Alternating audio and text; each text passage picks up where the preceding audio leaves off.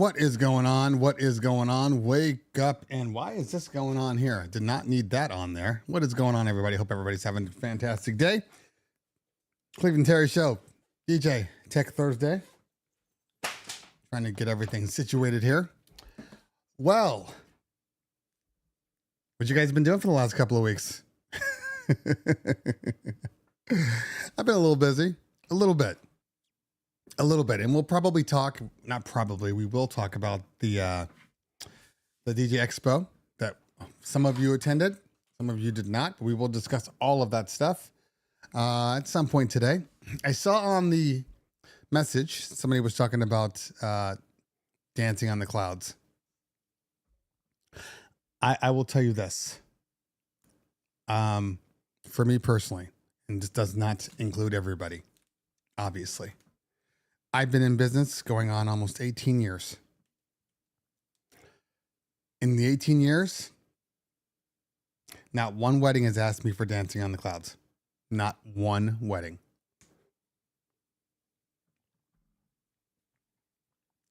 So what I mean by that is I have no experience in the matter. Not one person. I've been asked for hazers. I've been asked for fog machines. Never Nimbus clouds. Not one time. I've been asked for cold sparklers. Everything but that. I mean, it looks cool. You know, there are certain things out there that I feel like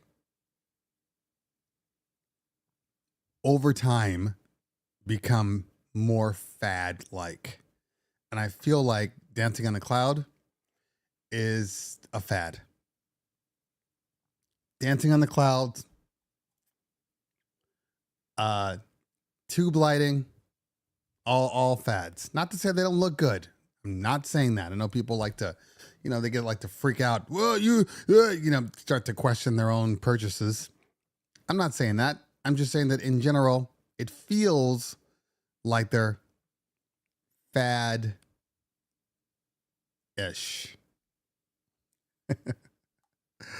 So I have one more week until my daughter's bat mitzvah.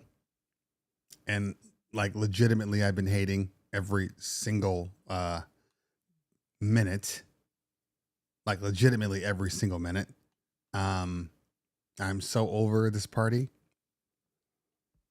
I am so over this party. Yeah, Matthew, I mean, I get what you're saying. I do. But is it established? You get what I'm saying? Like, I don't know. And again, to each their own. I'm not saying don't get dancing in the cloud. Like I said, it looks cool, but I don't know. I don't know. I guess we'll wait to see. And I think the question always becomes, I mean, everything's kind of a fad, 20 years ago, gig bar style lights were a fad that everybody dropped. I don't want that pole behind me. I don't want that stupid thing behind me. That was a fad.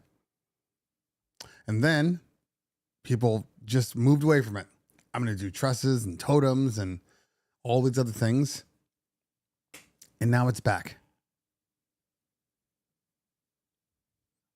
And now it's back. So everything kind of cycles through.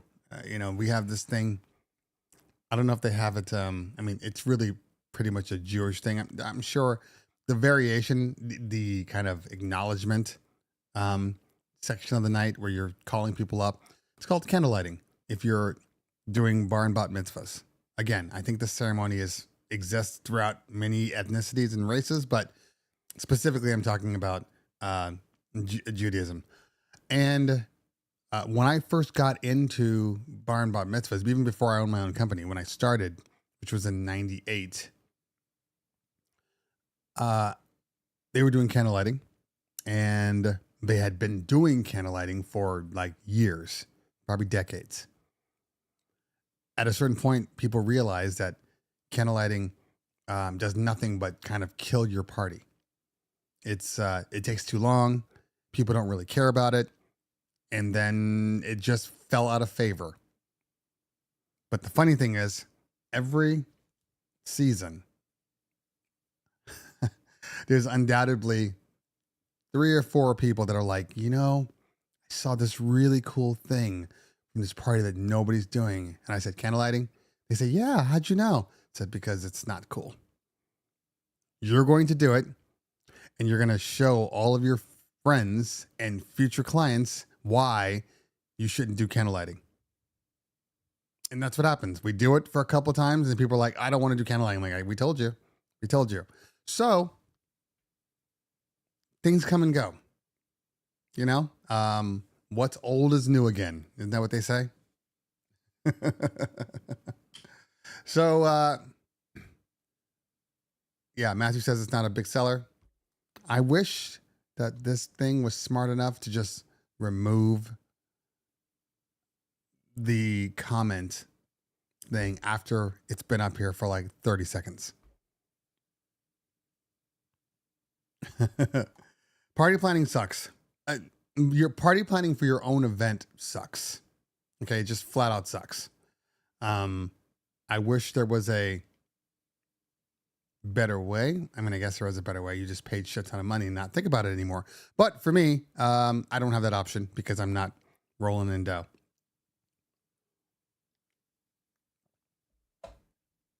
Keith Just in the building. What's going on? Melberry, Kylie Palm, Fresh Family DJs. Who else is in the building? Timothy Hayward, Lance Jackson, Ladies Love Capricorns. Just a long ass name. I'm interested in a DJ.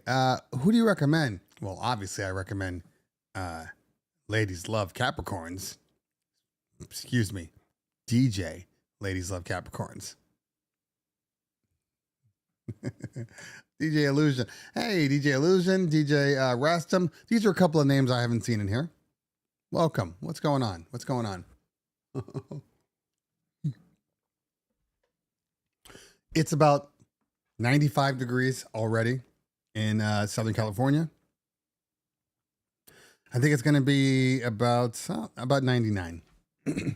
Yesterday, I had to go out and pick up more lighting equipment. Not even lighting equipment, lighting stuff to hold lighting equipment that cost me so much money. So much money. Obviously tariffs are affecting everything, but in general, production stuff is like on a different level. Like, I get it now. I understand why lighting companies, because we're moving into the lighting production units. We have LED walls, now we're doing lighting. I understand why lighting is so expensive. I do. There's the things you need to buy, no matter what. You usually need maybe, let's say you need 10 of them, right? 10 of them. 10 of anything. I haven't specified what I'm talking about, but 10 of anything will cost you like $5,000. We bought, well, let's see here. We had to buy new bases, pole bases, to be able to put lights on. Okay. So we had to buy pole bases, which can also be doubled as bases for the LED walls too. So, it's here and there. We had to buy pole bases. We had to buy additional poles. We have a very large lighting install over the weekend. A whole bunch of poles that go in the bases. Okay. So these are all, steel pieces. Keep in mind, steel. Then we needed to buy these hangers that fit in a soft wall railing. Okay, so when they slide a soft wall open and you have that track above? Yeah, so they make pieces that you can stick in there that lock in, and then it'll hold up your lighting so you can do ceiling down lighting. Okay. Um, and we bought 2 carts for the bases. They hold like 8 in each cart. So I think we bought 13 total, 13 of each, 13 bases, 13 12-foot poles that break down into 6, 6, 4, and 2. The bases, the holders, and then the pole mounts that click onto the holders in the ceiling. Okay. Did not buy one light. Did not buy one mover. Did not buy one pen spot. This is just pieces to hold your stuff. Okay. I kid you not. We've dropped like $10,000.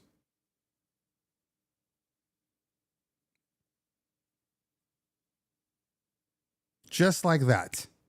Nothing else. Nothing else. So I understand why. It's like I've always been at odds. I'm going to be honest with you.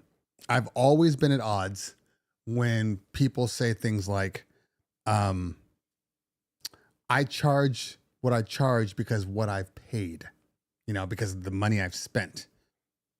This is really good equipment. And I've always been at odds with that statement. Because for me,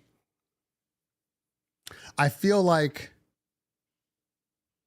sorry, I'm hearing ice moving. So, because for me, I feel like the products you own don't necessarily impact the party. Okay. So if you have a controller and speakers and some lighting, like that is the party, right? Now, there are different levels. If you have 2 highs and the party's 300 people, yeah, you're probably going to need subs. That's going to cost more money. That ratchets up. But I've always said if somebody has a Rev 5, right? And then they upgrade to let's say they upgrade to, to an AZ, right? Or some CDJs and an S11. You can't charge the client more because you decided you wanted to buy CDJs. You get it? That price still remains the same. But with production, there's a 1-to-1 where you can see why they're charging. So if somebody's like, oh, I want lighting and I want it in the ceiling. You're like, okay, well, it's going to be a shit ton more because it costs more. Like, I understand that part now, especially. But yeah, you still can't turn around and say, well, it's $10,000 that you're going to pay. There's a number that you have to work with. But, that's where the labor and the excess things, everybody itemizes everything when you're doing when you're doing production. So I'm happy that we're doing it. I'm not happy that we're spending the money. We're going to make the money right back, but it's still very, very frustrating.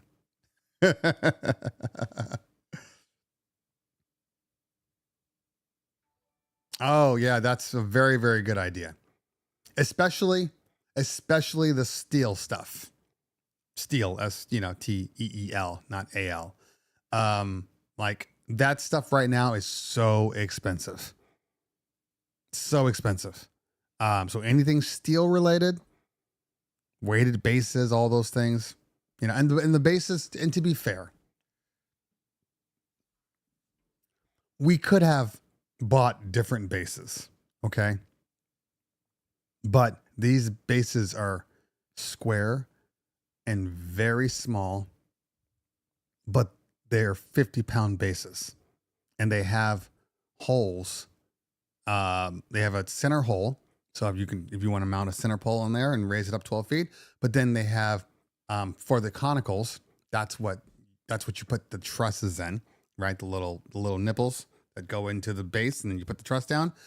It's got patterns for every size, 12, 16, 20. So you can use that same base for multiple things. So that's why it costs what it does. I understand. Like I said, it just sucks paying it up front. DJ Rassim says, Reloop Mixon Pro 8, you have to buy a license to use with DJ Pro. You have to buy a license to use with DJ Pro. No. DJ Pro, if it works, will work with it without the license. You pay for DJ Pro yearly. That's essentially your license for everything. So you should be okay. Ernesto, Steve, MCC, Chachi, welcome to Team Cleveland Terry. Thanks for hanging out. We got to change that name to something else. We'll figure it out. Oh, God, that's true. That is so true. So true. Aluminum, they don't care about. Steel, oh, thanks. Thanks, Mr. President. Thanks for that.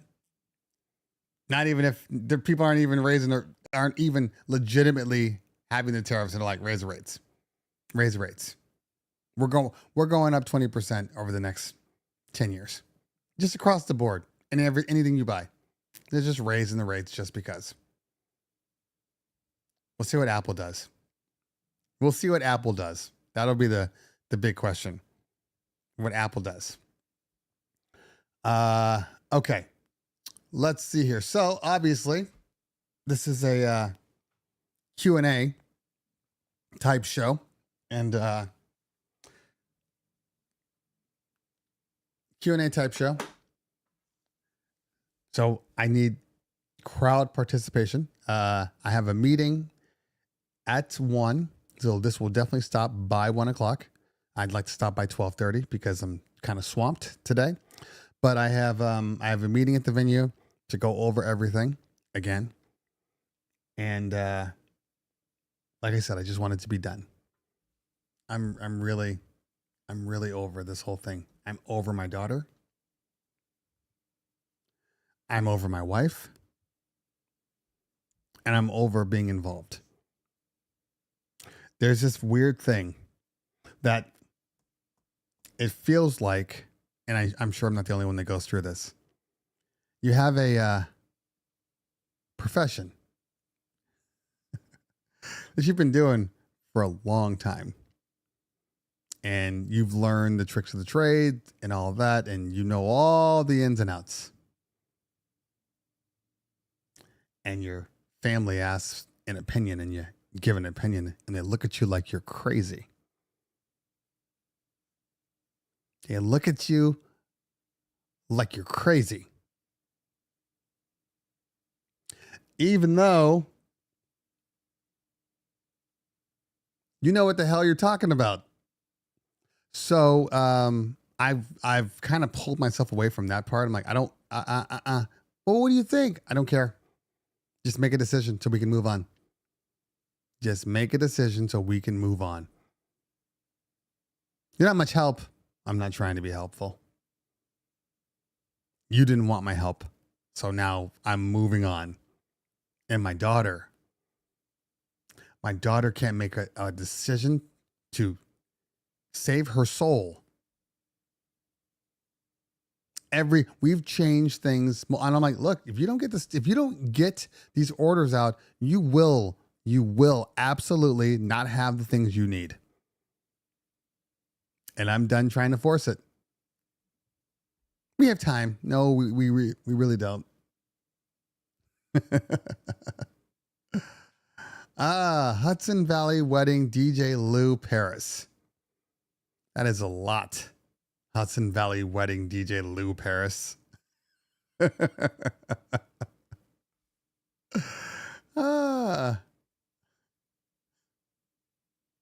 It's a lot.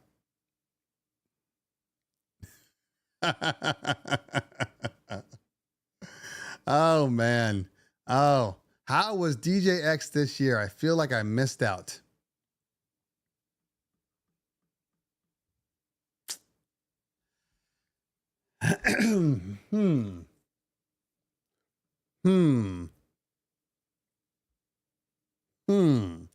Well,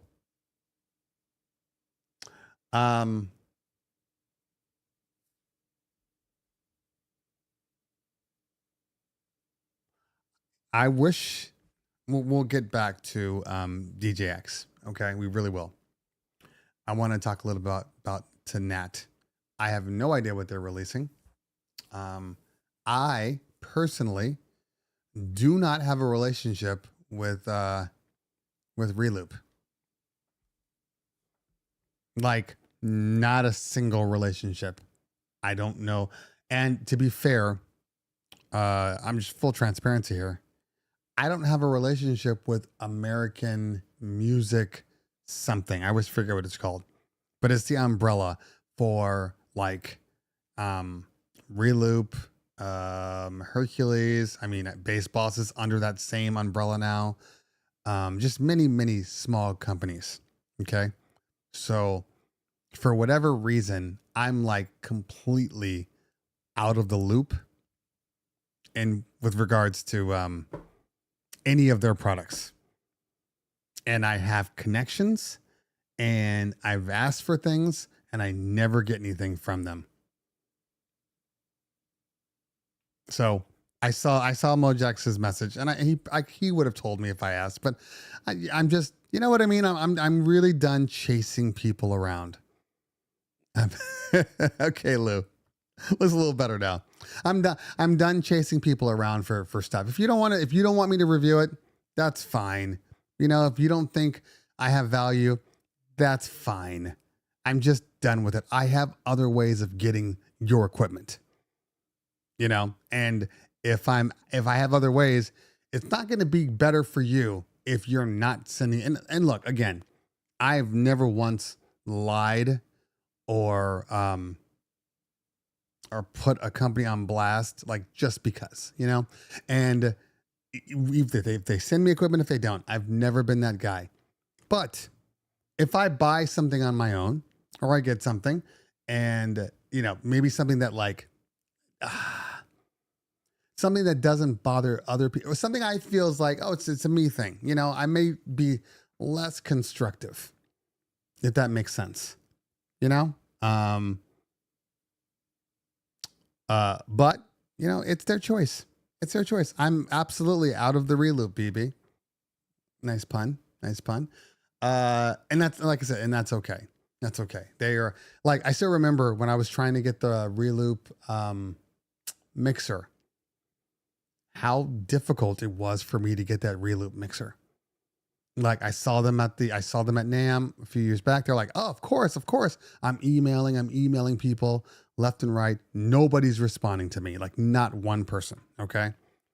So I thought, okay, maybe I got the wrong information. Maybe I wrote it down wrong, whatever. And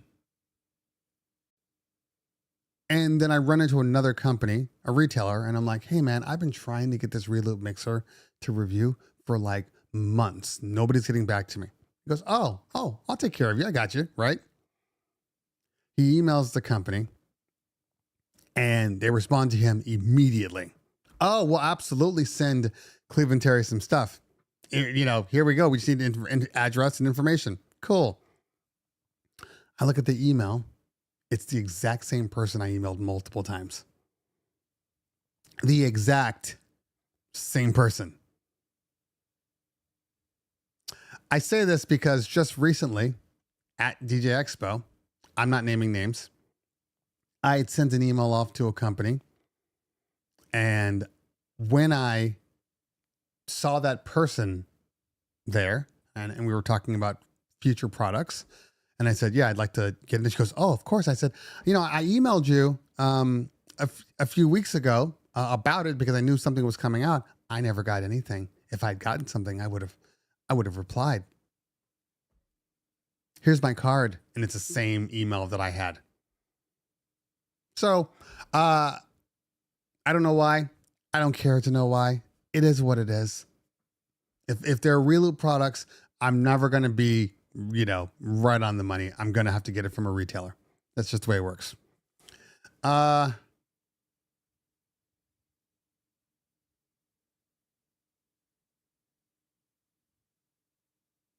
think you're good. I think you're good. You're good. You're good. Whatever's coming out is coming out and you didn't have it before. So I think you're fine.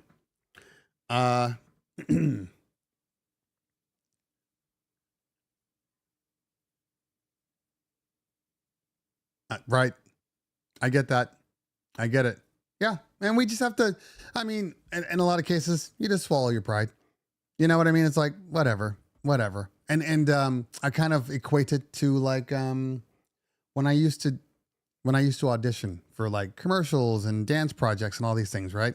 I would audition, and first couple of times you take it personal. What didn't I do? What didn't they like? Sometimes it's just not you. We just don't want you. And that doesn't mean anything. They don't even know you.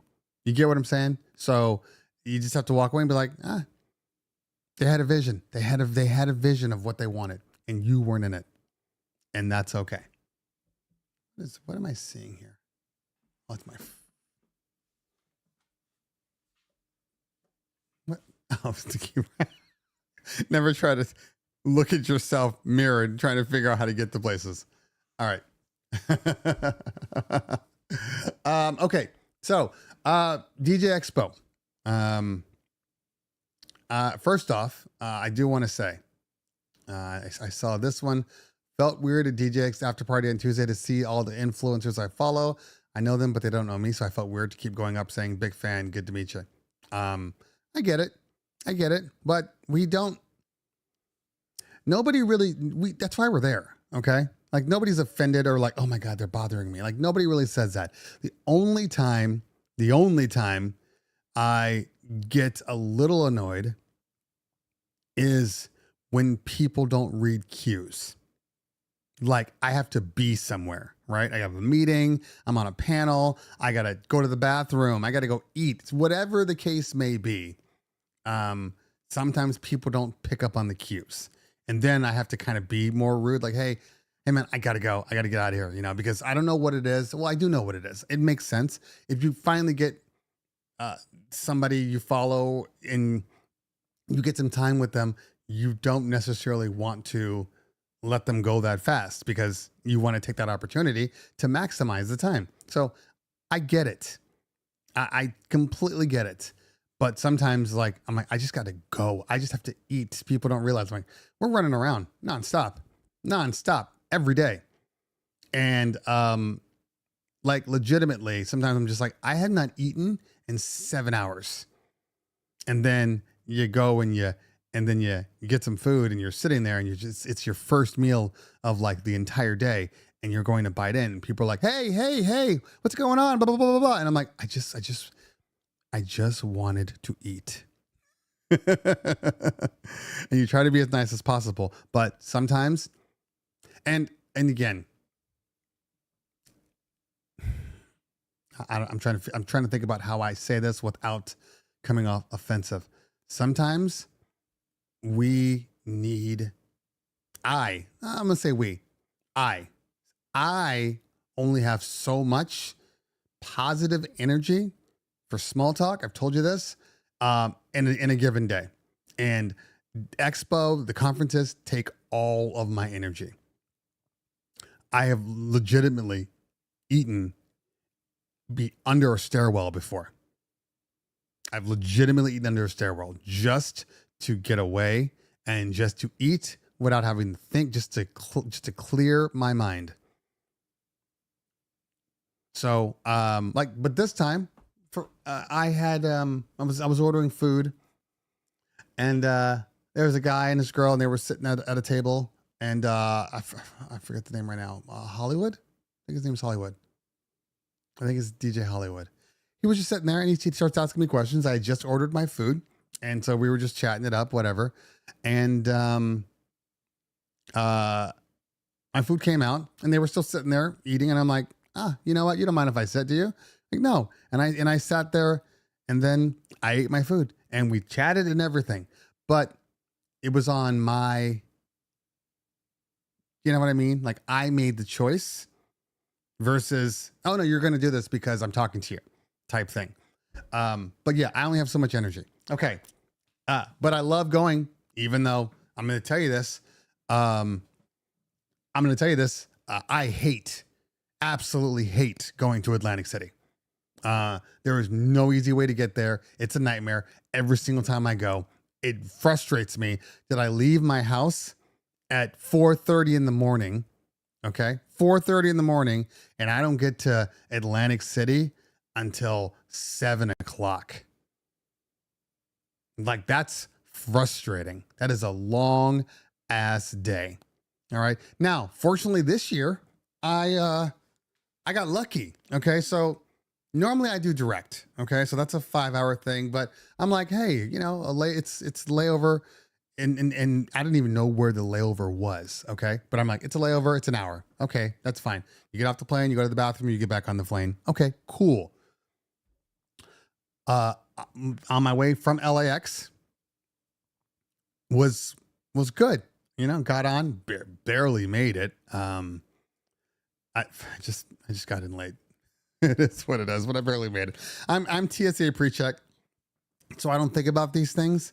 And I get up to the line. I put my suitcase on the conveyor belt.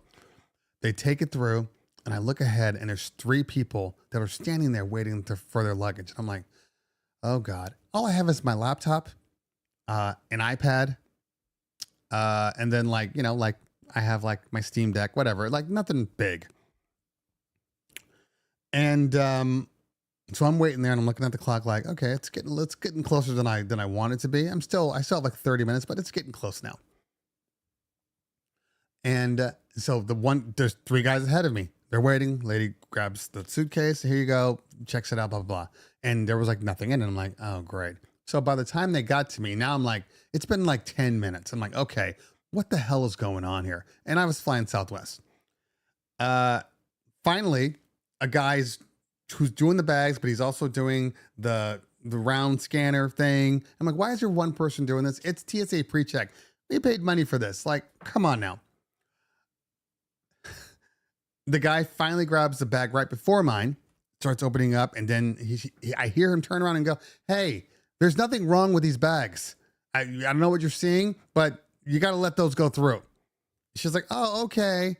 And yeah, there was no reason for it. There was nothing wrong. And then my bag came through, and then I ran to my thing. So I get on the plane. Everything's good. I was one of a couple of people because I was seaboarding at Southwest up until like next month.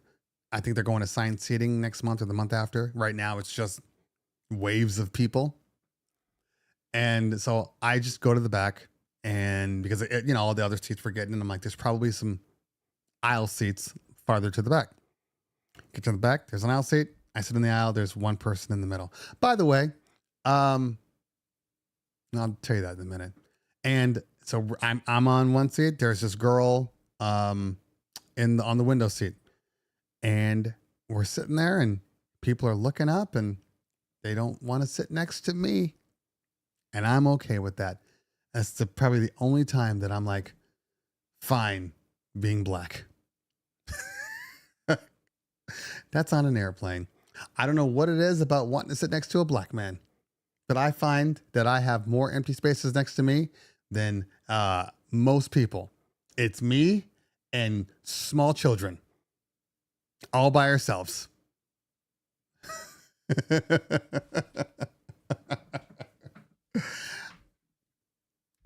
Am I lying? That is the question.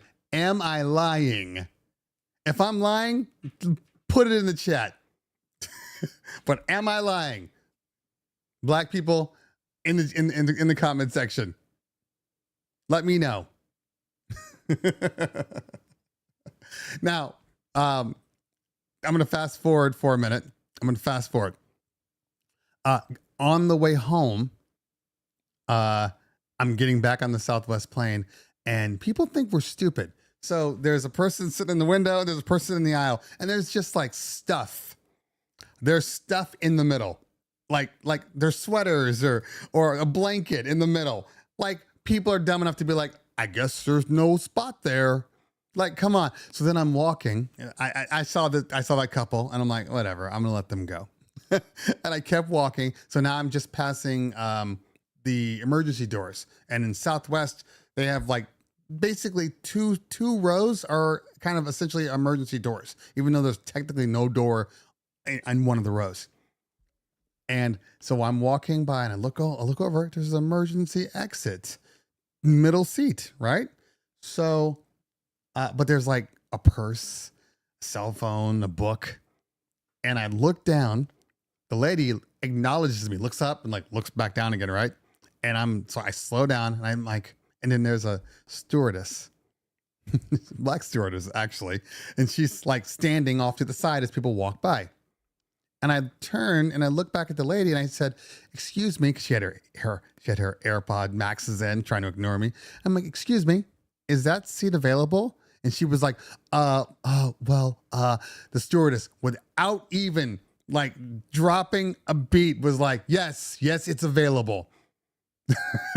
And I just gotta laugh, like, okay. And then the lady had to move her stuff. I'm the easiest flight person in the world. I don't get up. I rarely go to the bathroom. If I'm a middle seat, I practically never go to the bathroom. Like, I'm the easiest flight partner. The easiest. So the reverse. Hey, sorry about the Marvin during the panel. Thank you for the super chat. I appreciate that. Honestly, I need every damn dime for this bat mitzvah. It's killing me, the amount of money we're spending. Killing me. So every dime helps, and I appreciate you. So I get off the plane, and I guess Dallas is our layover. And so I'm thinking, I'm going to a whole different plane. I get off the plane and I turn around and I'm like, "I'm sorry, where's my plane?" And they're like, "Oh, it's this one." "Oh, okay. So we're getting off. Fine, whatever." I get off, go to the bathroom. I turn around. I was going to get some food, but the lines were insane for like Chick-fil-A. So I just I had a bag of M&Ms and Doritos. Like, that's like my food of choice for plane rides. King size bag of peanut M&Ms and a bag of Doritos. And I'm typically good. If I want a little sweet, if I want a little carb, like, it'll get me through the day. Anyway, I turn around and all the Texas boys were there. Justin the DJ, DJ Mad, Nate Nelson, Nate Acosta. Yeah, that was it. There was supposed to be one more, but he didn't catch his flight. Anyway, so normally I'd be more exhausted. But because I met the guys, we're just hanging out, I was sitting next to Nate, whatever, Acosta, and we were just, wrapping it up for 4 hours as we, flew into Atlantic City. Then we rented an Uber and just took it right there. Okay. So technically speaking, my way in was a nice ride, right? Okay. Hanging out with friends. It's all good. Philip Tan in the building. What's going on? So that was fine. The night was fine, but by the time I got in, literally, I'm like, I got to eat something. I have not eaten at all, basically. So then we went and got food at this Chinese restaurant, and then we headed over to see DJ Lou at his event on the rooftop of the Claridge Hotel. And it's always a good time. It's always a good time. I would say it's a very nice gig for the first night. Does that make sense? Like, your expectations as far as just all the stuff you're going to be doing and seeing, is just like, we're just going to chill. We get a couple of drinks, hear some good music, and then have fun. See Tony like go crazy. Tony is, I love Tony. Is it Tony Gonzalez? I'm being racist right now. Is it Tony Gonzalez? Is that his last name? Anyway, Lou will tell me. But yeah, Tony is, he's a funny guy. He loves music. Tony Fernandez, thank you. I love music. Tony loves music, and he loves his house music. Oh man, he was having a time of his life. So but it's a good thing. Because I was exhausted, just I'm there, and we were there for an hour or so, and where did we go afterwards? Oh, and then we had to go to Ocean, where DJ White Shadow was performing. It was fine. It's the same thing over and over again. It's the same thing. Like, I wish that they would bring in other types of DJs to go along with the straight, EDM DJ. Because it would have been nice, especially knowing that you have all of these different format style DJs out there. But literally, it's the same stuff. So whatever, it is what it is. Okay. In other words, Monday for me is trash. Okay, it's trash. Like I'm excited if I'm even able to talk to people. Because I'm just usually exhausted by the time I get there. But it was all good. Okay.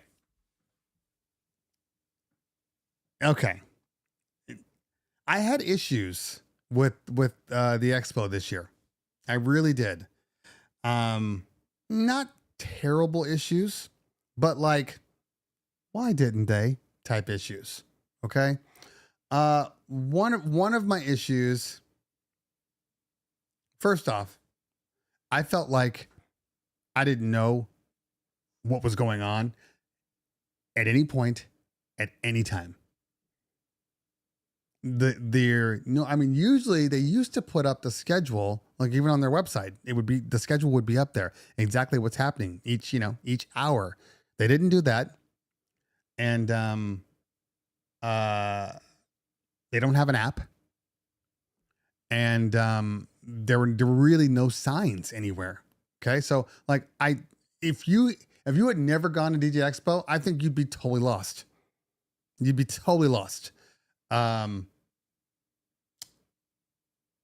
the panels that I looked at, I didn't go to a lot of panels. I never really go to a lot of panels, to be honest with you, but I didn't go to a lot of panels this year. Cause even the panels where I saw them, they looked okay. You know what I mean? They looked okay. We had a panel on Tuesday. I did perform, Callo. What's going on? But there's more to this. So because nobody knows the schedules and all the events happening, a lot of people were confused at where everything was. Okay. And then little things like, so the Tuesday night show with Babu, Shortcut and Friends, which I was one of those, and also Jetpack Bags was basically running it. Where they said it was, that didn't even exist. So a lot of people were confused. But along with our show, there was another big ass show 2 hotels down where Nick Spinelli, I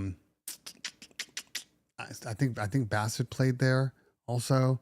A lot of the great DJs were there. Anyway, so it split the crowd. It split up the crowd completely. Okay. So I was on one of the earlier slots because obviously I'm not trying to go on ahead of, Babu and Shortcut and all these amazing people. So I was on the earlier slot, which I actually wanted to be, but it was not, it was just, sound was good. Space was good. It just was very, very empty, throughout the set, but that was okay though. I had fun doing it. Again, I wasn't trying to be a headliner. I was just trying to go out and have a good time. Now, they didn't have the things that they said they'd have in the writer. They're like, we're going to bring some CDJs in S11 and then some turntables in S11. And I get there and I forget who's playing ahead of me on one of the setups, but the other one has a 900 and turntables. I didn't bring my phases. I didn't bring my records because it's hard enough to travel with all the stuff you think you need. And then, I'm not trying to bring everything. That just weighs me down even more, right? Makes my luggage heavier. So I chose not to bring my phases. I'm like, I don't want to bring my phase. I don't want to bring anything. You have CDJs with S11. I'll just use the CDJs with the S11. That's fine. I'm good with that. Or the turntables. So anyway, they had 900 and turntables and I'm bare bones. And I'm like, you know what? I'm not doing this today. Not doing this. So right after the guy was done, who was it? I can't remember. He had a great set though, but I can't remember who he was right now. Anyway, and he's getting off, and I'm like, I need your phases. I need your records. You're not going anywhere, so I need to borrow them. So then anyway, I plugged into them there. And then they actually stayed there the whole time because nobody brought their stuff. Like, that should be common sense that if somebody's coming all the way from, the other side of the country, you should probably think, you know what? We should just keep a phase up here. We should just keep needles up here just in case. We should actually have the CDJs that we said we'd have. They did show up, by the way. They showed up like 3 hours later. Anyway, so DJ Metro in the house. What's going on, fam? Good to see you. Okay, so Bobak, thank you, fam. Appreciate you for the donation. Thank you so much, man. Thank you. Appreciate it. Okay, let's so back to what I was saying. So on Tuesday before the show, they had a couple of things going on. I was on the panel for social media with Justin the DJ, Jack Christensen, and DJ Kova. It's a great panel. Great panel. Standing room only. And there was probably, I don't know. There was at least 5 seats. I want to say more like 7 or 8 seats per section. There was 2 sections. It went back like, I think 12 rows, 12 to 14, 12 to 15 rows. And it was filled and people were standing. So we had a really, really good turnout. And it was a great session. I recorded it on my 360. I'll throw up the, when I find cool stuff, I'll throw it up there. I just haven't had time over the last couple of days, obviously. Then we went to the Pioneer Alpha Theta sunset sessions, which is always cool. They usually use like an Omnis Duo, and then they have their portable battery powered speakers, which do a really good job. They were running, I think, 8 off of 1 box. So that was impressive. Yeah. And then from there, I had to get to my show. And then from there, I will say this again. I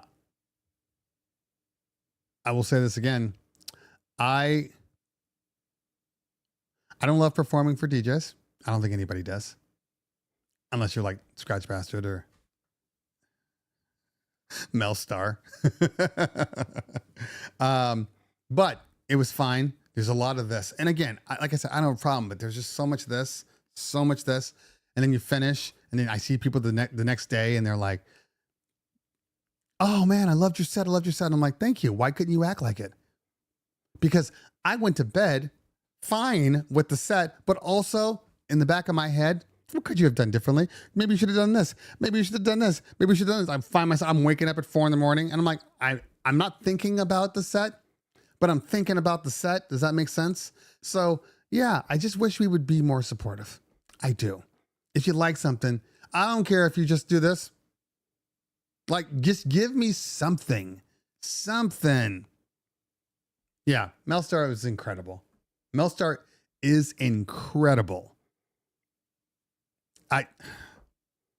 Incredible.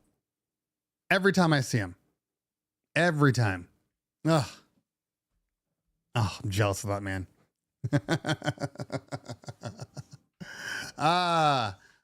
They need to add regular people at DJX. What do you mean? Explain that. Like just regular people off the street?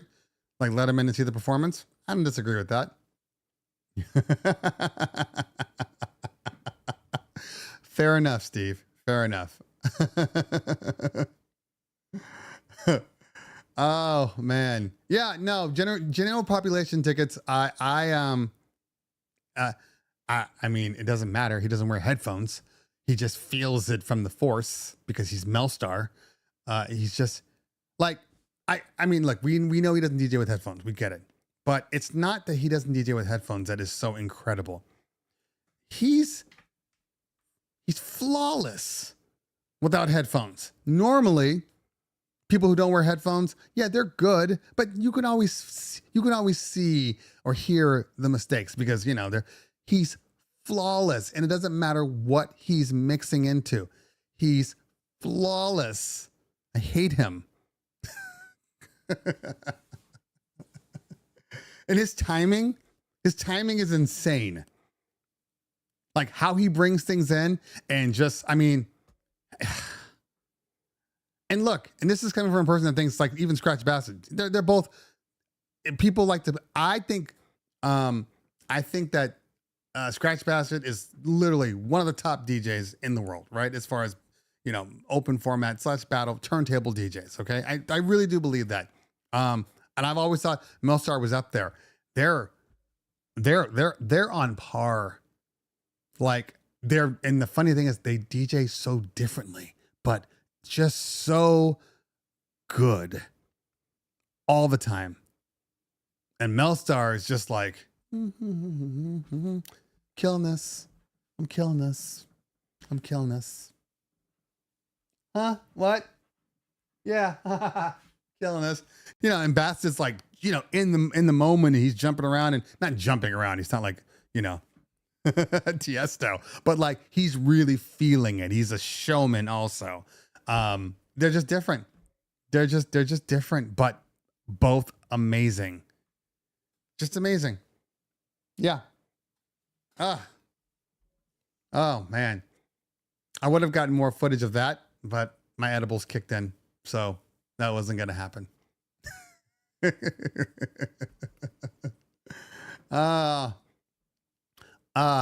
Okay, let's see. I remember a quote from WMC way back. Producers and DJs are usually living in their bedrooms. We aren't the outgoing types. We're not. Not at all. Oh, the breath is crazy, Philip.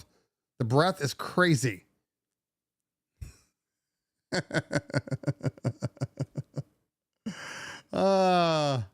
Yeah, didn't see because back to what I was saying, I didn't see it because they chose to have multiple places to go.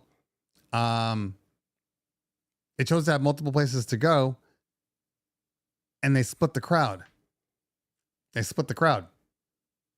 I mean, no offense to Cleveland Terry, but I'm choosing to go see Bastard and Melstar over Cleveland Terry.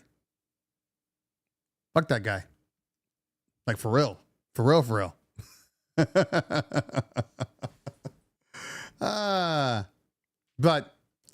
that is also, yeah, man, I saw the portable DJ walking about. I did. Is there something else you'd like to say besides that? Mac Joseph in the building. All right, let's see. Do I have any questions here? Yeah, I agree. Ref 7 would have been fine. Nobody would have complained about a Ref 7. Nobody. Oh, good to know, Jeff. Good to know. All right, let's see. Anybody? Kylie was representing Female DJ Council. I missed that because that was on, I think, Sunday? Or was it Monday? Yeah, I think it was before I got there, basically. Okay.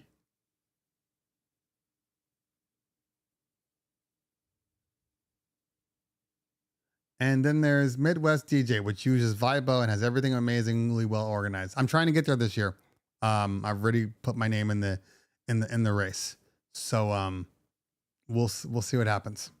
I've gone to all of the ones that need to be gone to besides Midwest. Maybe Wedding NBA. I haven't gone to that one.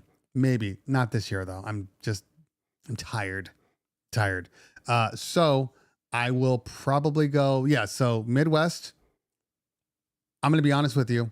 I'm not even sure if my sister did not live in Vegas, I would not go to DJX to Mex. If my sister didn't live in Vegas, I would not go to Mex. In all honesty, not because it's not good. If you're going for photo booth stuff, it's amazing. If you're going for photo booth stuff, if you're going for DJ stuff, I question why you're going. And apparently I'm on the hot seat for even being in Justin's video, as if I made the video for a couple of people. Rain was never going to be a show, Mulberry. I told you guys that. FaZe is not even in this country. So that would be a very expensive thing for them, in all honesty. So yeah. So back to the Expo. All right. Obviously, as we just said, there was a lot of no-shows, manufacturer-wise, at the Expo. Some of the big anchor spaces were just not there. Chauvet, not there. Color Key was not there. Obviously, In Music was not there. What I will say is this. When I walked, I was supposed to shoot for Hollywood DJ. Okay. It was on my list to do. I was supposed to shoot for Hollywood DJ. And when I walked in there, I didn't see anything that was worth shooting. I honestly didn't. They creatively spaced out the area appropriately. Was Evie there? Not Evie meaning were they there? They were there upstairs, but I don't recall them having a booth on the floor. So anyway, In Music is cooking something. No, they're cooking, not spending money. That's what they're cooking. We're not spending money. That's the key. That's why they don't go to the shows. It has nothing to do with anything but money. Were they on the floor is what I'm saying, Mac. Yeah, see, not on the floor. So the floor looked a little sparse. I'm not gonna lie, it looked a little sparse. And I walked in, I'm like, there's really nothing to show, just in general. So it was still fine for anybody that had never gone to it. But I mean, we ran into the same thing with NAMM, especially after COVID. There was a lot of people that just didn't want to go. So a lot of manufacturers, so they just spaced everything out to make it look, like they closed everything up a little more. So they made it look more busy, or busier, more congested, but there were less manufacturers there. When you started going towards the end, you're like, I see now. But yeah, without companies like In Music there, which, like I said, they haven't been there in a while, but when you are light on manufacturers, and it's interesting that I just said the word light, because light is the reason that the Expo is emptier. No light companies besides Both Lighting. Now, again, got no issue with Both Lighting. Obviously, my issue is that it's not my issue. They're being blamed for the fall of DJ lighting. They're being blamed. I've talked to, several people, and it all goes back to them, even though, Chinese manufacturers have been around forever and people have been buying overseas forever. Just the ability to get stuff now is easier than it used to be. Before, if I wanted to buy Chinese lighting, uplighting, movers, whatever, I'd have to buy a shit ton to really get the best deals. I had to buy a shit ton, and then I would have to buy a shit ton, and then I'd have to wait. I'd have to wait like 6 to 12 weeks for my product. I'll tell you how long it takes in some cases, okay? During the pandemic, we had booked this huge mansion party. It was a wedding for this well-known couple. Huge mansion party. And they needed it was like 200 uplights to light up this whole place, okay? We didn't have 200 uplights, but we knew we needed them. So instead of renting them, we went out and just bought them. Went overseas and bought them there. Okay. My meeting at the venue was, I think, February.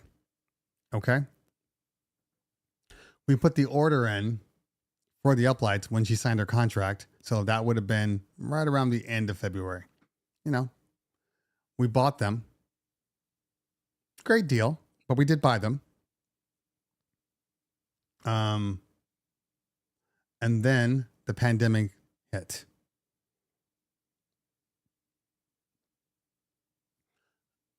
We kept trying to keep, hoping that the parties would go on. Obviously, most parties shrank down. Hers in general, she decided to just get married at the courthouse. She canceled her wedding, which means that we can't recoup our cost for all those uplights we just bought. But we didn't get the uplights until, I want to say, August. So that was an inconvenience. Why is this still up? That was an inconvenience, obviously. Now, if you need lighting, you just, call up both. And there you go. There you go. It's coming through. And now they have things now like, what's the one? Alibaba Express. Yeah. And then whatever they have, in stock, they can get that to you in a couple of days. So we do a lot of Alibaba Express if we do choose to do that. But I am going to be doing, which I will tell you guys, I am going to be reviewing both new battery powered 100-watt movers. They're sending me a couple to take a look at. What's that noise? I don't know. Anyway, AliExpress. Thank you very much, DJ Mac Attack. Jeff One, thank you. Appreciate you. Yeah, so I will be reviewing the 100-watt movers. That's like the perfect light, if it's true. 100 watts output and it's battery powered. Like that's kind of the perfect light. So we'll see. We'll see. But we'll see. But are they the reason that the industry is shutting down as far as lighting? Are they the real reason? No. And yes, at the same time, it's not them, but they might have been like the straw that finally broke the backs. Because I understand from a business perspective, I get it. You don't, if I have a business and I'm like, hey man, I just want to let you know, I just invented this. It's called water in a bottle. Okay. I just invented this and I'm going to charge you. Nobody has water in a bottle. Nobody. Okay. So obviously I'm going to charge a little more. Nobody's making water in a bottle. So this bottle of water, it's Vegas rates. This bottle of water costs $30. $30. Okay. No. Hey, you can take this water and you can take it with you and drink it whenever you want. Nobody's doing that. What are you going to do? Just pour it in your hand and drink it out of water in a bottle. Nobody's doing that. And you're like, okay. So they start selling water in a bottle. Okay. But then somebody's like, well, I see what they're doing there. I can make that. I'll make a water in a bottle. Then they make the water in a bottle. I'm like, hey, I made one too. Just as good as theirs. It's the same water. Same water. The bottle's a little different, but it's the same water. But I'm only charging $15 a bottle. And people are like, well, if it's the same water and it's just a different outer layer, I'll just buy from them. And then the $30 guys is like, I can't believe you just took my idea. You just took, fine. You know what? Fine. I'll let that go. Hey guys, guess what? I now have a pack of water bottles. Okay. I can sell them to you in a pack. I'll only sell them to you for $70. Best pack. Nobody's doing that. Get them all together. One piece. Here you go. Cheaper guys like, I know what they're doing. They come out with the same thing. So meanwhile, all of these larger companies are paying all that R&D and they're doing all that stuff, and they're doing it the legitimate way, if you will. And the people are just coming by and just taking from them. So I mean, I understand why these bigger companies are like, we're not going to do that. I mean, if it's not profitable, why do it? If it's a business, so you have to remain profitable. If you're not going to make any money, don't spend the time. So right now, the time appears to be into their larger production because they're over us. They are over us. So yeah, is some of it both's fault? Some of it. But like I said before, I'm more concerned not with the lighting. I'm concerned with the lack of imagination. Because I've yet to see a light come out from any of these companies, and it could be the Chinese manufacturers or whatever. I've yet to see a light that has come out that I'm like, ooh, I need to buy that. They came out with the gig bar. Yeah, it's been done before, but they were the first to really do it. They came out with the mover only gig bar. I guarantee you somebody's going to come out with that option. That was a great option, by the way. That when they came out with that, with the two movers, and then you can connect them. I was like, that's a smart manufacturer right there. That is cool. And we're actually going to probably buy some. Or do we wait? Do we wait and just wait for some other company to come out with an exact copy and buy that one instead?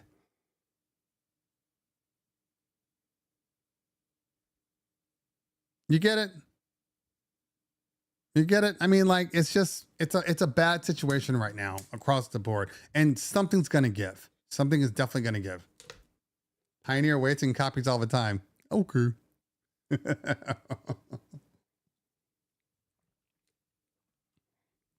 On some things, yes.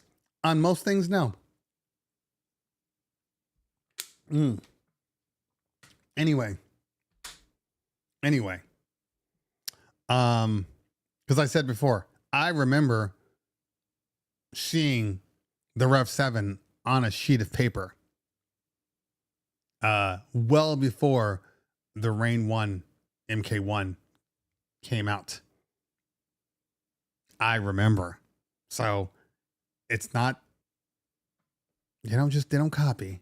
Certain things, they see something and they're like, I can make one better. But what I will say this though, and I like their speakers. I like their Sonic Link. But then again, I also like Mackie. I really do love the Everse 8. I really do love the Everse 8. You know what I don't love? I don't love updating it. I updated the firmware yesterday. My God, what were they thinking? What were they thinking? To actually put in writing, on the update page, updates might take up to an hour. Why? Why is it taking an hour for a firmware update on a speaker? Why? And why don't you make it a USB? Why don't you make it that you can go through the USB-C and do it that way? Like that was the thing. That's the thing that bothered me. Out of all the things they've done, and I think in general, EV's doing really good work. And they're making really good products, and I like what they're doing. But oh my God, and I'm like, I had to keep my mobile device connected and on for an hour. I'm not even on any of that stuff for an hour. Like, it's crazy. It's crazy.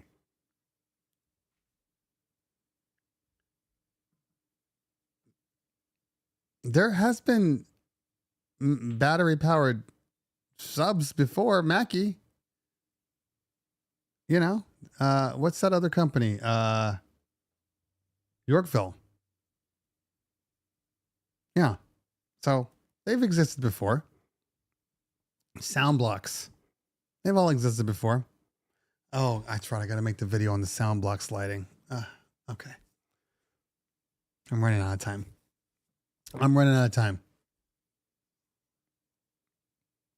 All right. When Pioneer does something new, they often get blasted by DJs for doing anything different, like the battle style pitch faders to the rough seven. Still my favorite layout. Yeah. It's still a great product. Who's writing in all caps? So I will never buy it. I understand what you're saying. I do. But I will tell you this.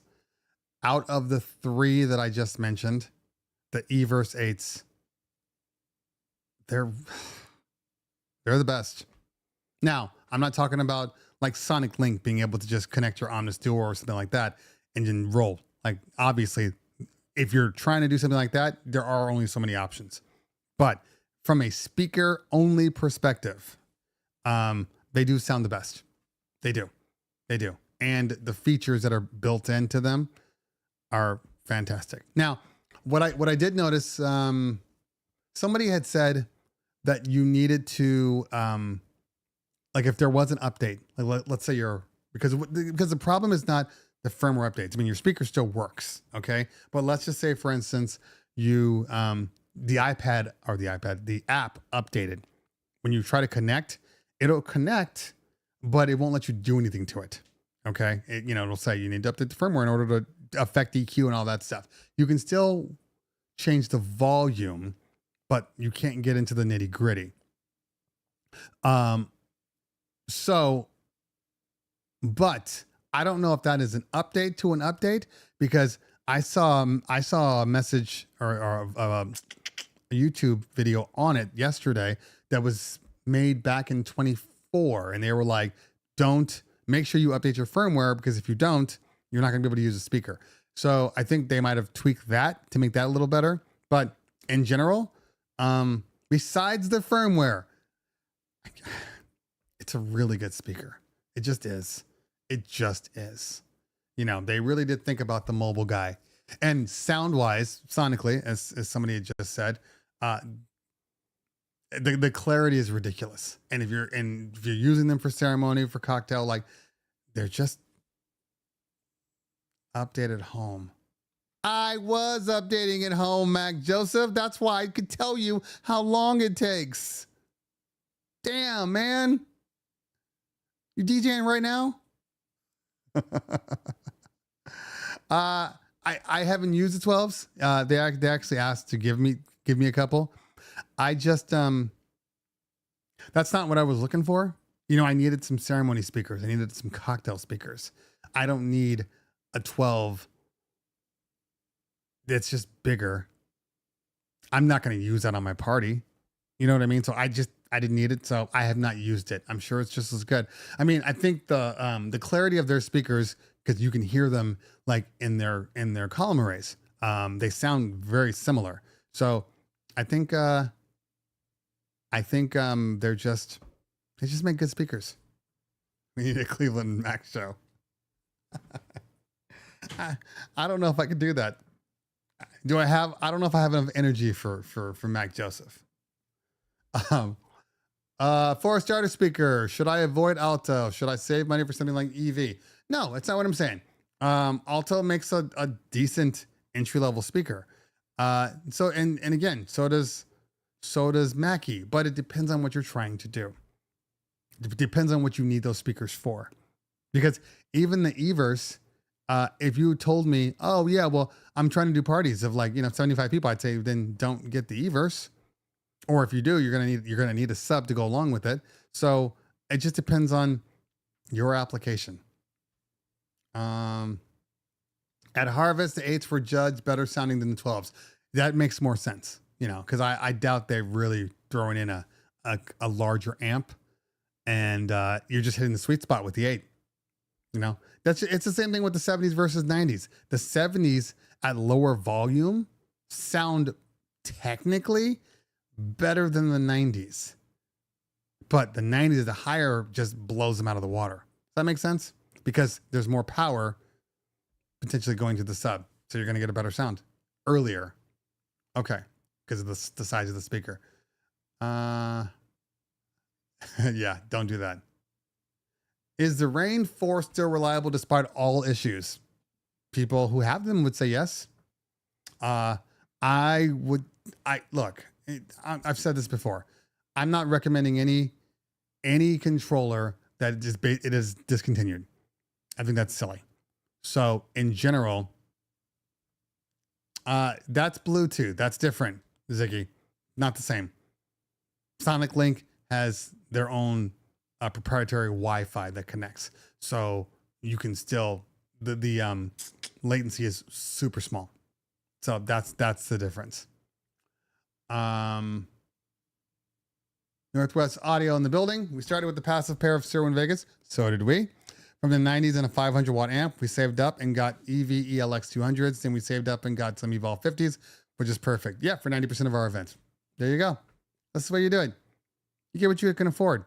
And if your client's fine with it, then you're fine.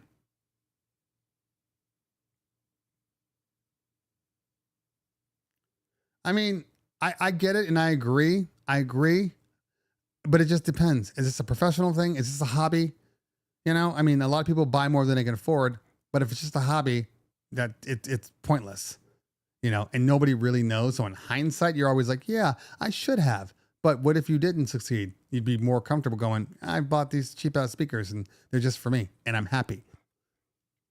I want to see footage of Mackey's portable speaker in the Vegas desert real test.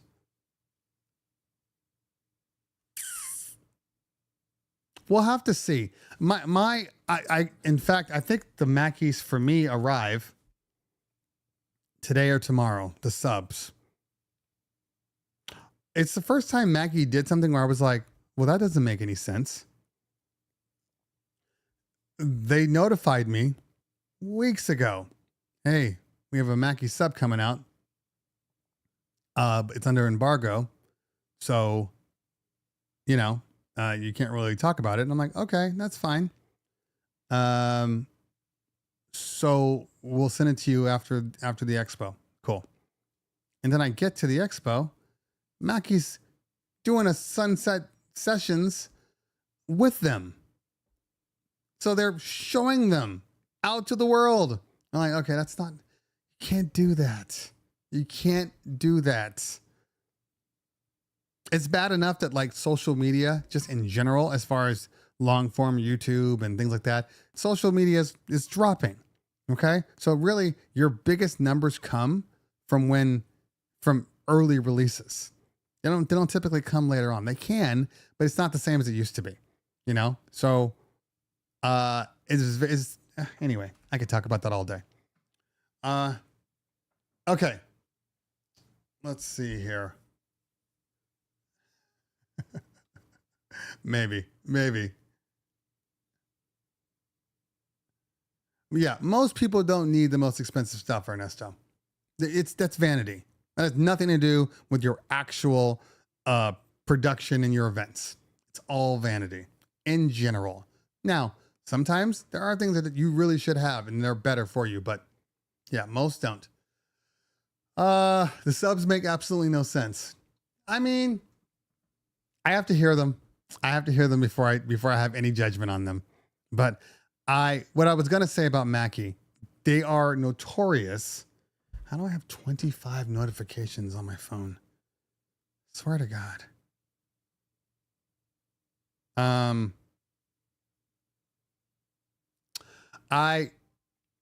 Mackie has been notorious with having overly aggressive limiters on their hardware.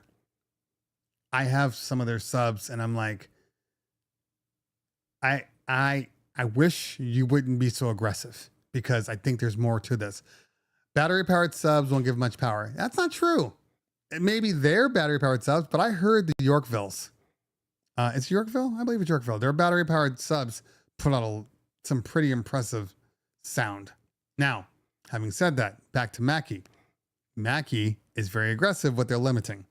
And I'm not sure the quality or the size of their battery, but even with their like Thrash Go 212s. When I was running those things at like, high volume, I did not like it. I watched that battery go from like up to 8 hours to like 1.5 hours on full power. Now, the Thumb Go is a unicorn. It is an actual unicorn. That thing will run at large of decibels, the large volumes forever. Good stuff. Anyway.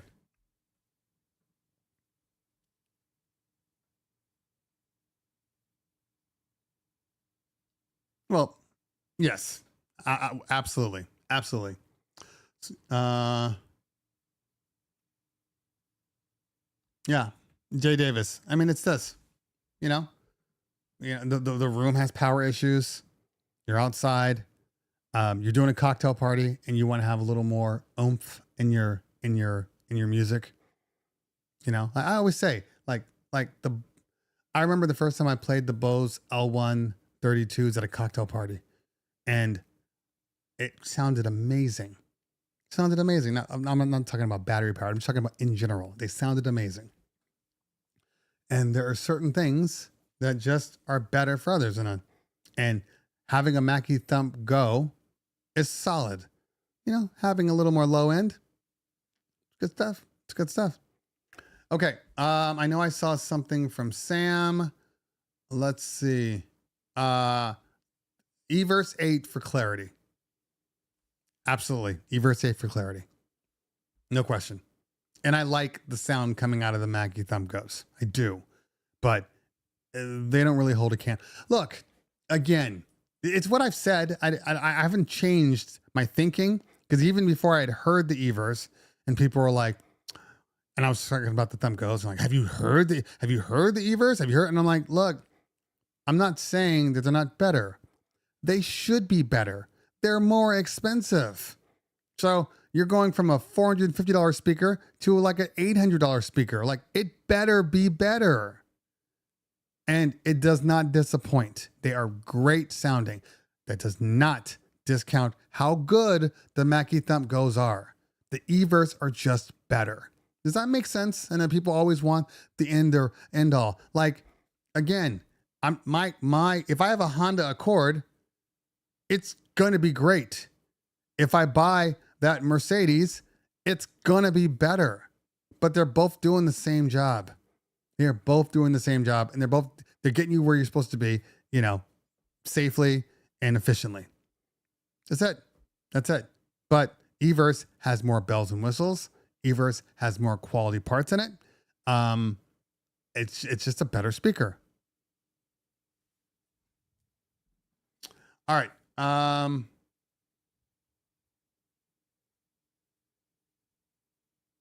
I would not sell Thumb Goes for Everse 8s. Absolutely not. Not because they're not better. They are better, but because you're not gonna see the return on your investment. If you need additional speakers, that's a different story. But if you're just trying to upgrade right now, you're not going to get a ROI. Not at all. Not at all. So I wouldn't do it. Okay. Sam had said,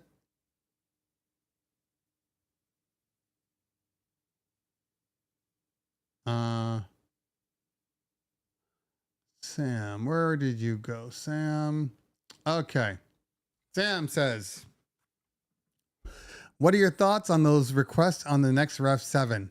Having cross 12 like jog technology and the S11 style screen in the middle instead, their demand for this. I don't think so. First off, nobody needs 12-inch jogs. If we're only talking about the technology behind them, you know what you're doing. I mean, you guys are legitimately saying you want the Rain 1 jogs. If you want the Cross 12, you're basically asking for the Rain 1 jogs. So you want to get away from that, from what you're seeing here. I don't have a problem with that, but the reality is you're not getting cross 12 anything. It just doesn't make sense. It does not make sense. An S11, which you pretty much have an S9 or a S7 in the Rev 7 right now. You pretty much have the S7. Why do you need the screen? So basically, essentially, you're saying, I don't want the screens in the jogs. I want the screens in the middle. And this is the same middle that people with the S11 don't even look at the screen. I don't think people, you want shiny things. People want shiny things. I get it. I just don't think it's necessary. I don't. The Rev 7 really just needs an MK2. It just needs to be updated a little bit, tweaked a little bit. You don't really need to tweak the jogs. The jogs are fine. The layout is great. Do something with those upper things with like the the instant scratch. Get rid of that. Or if you're going to do that, allow us to upload our own scratches. But I would say just get rid of that because of Scratch Bank, but just get rid of that and make those upper buttons dedicated stem and whatever other features, they come out with. But it doesn't really need an update like that. It doesn't need, it's not an iPhone. It doesn't need to change just because it needs to change. Just my opinion. Just my opinion. Every time I open up the Rev 7, every time I'm like, oh yeah, this is a dope ass controller. Every time. There's not been one time where I was like, I wish it, not one time.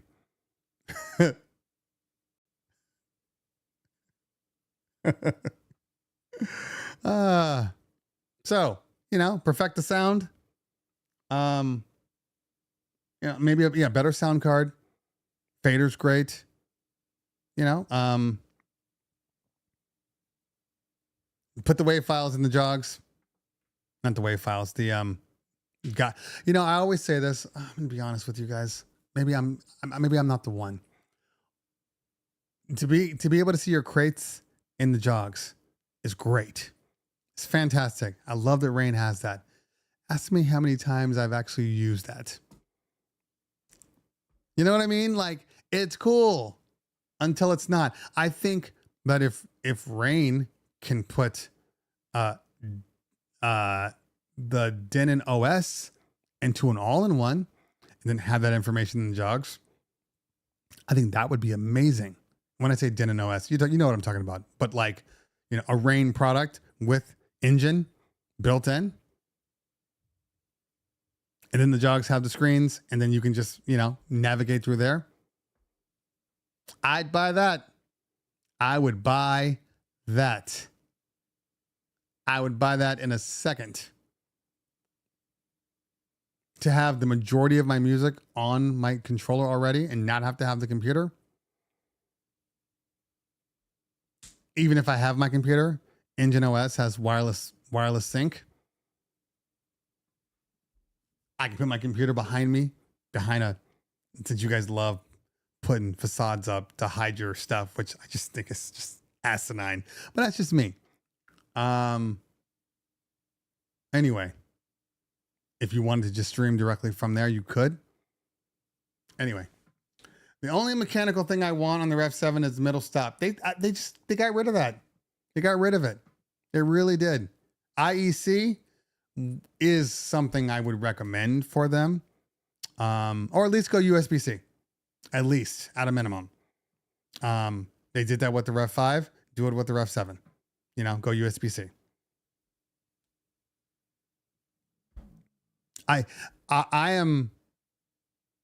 I'm slightly, everything that I use now is PowerCon. So sometimes I forget my IEC cords now. And then I'm like, oh yeah, I tried. I need that. I need those for my speakers, for my cocktail speakers, or for, my Rain Performer. Rev 7 needs a Q button. Do they? I don't get I've never gotten the fascination with the Q button. Never. Not one time. Not one time have I thought, wish it had a Q button. Like, and I know there are Q people out there. That is just not me. That's not me. Not me. I do not care. Nobody wants that dumb power block. No, I get it. I understand and I agree. I agree. I don't think it's I don't think it's the power block though. I think if the power block was an IEC, people would be easier with it too. But just having a proprietary plug port on the hardware is the difficult part, because if something goes wrong, you just can't swap that out quick enough, but since we're all going USB-C anyway, we should probably just go that route.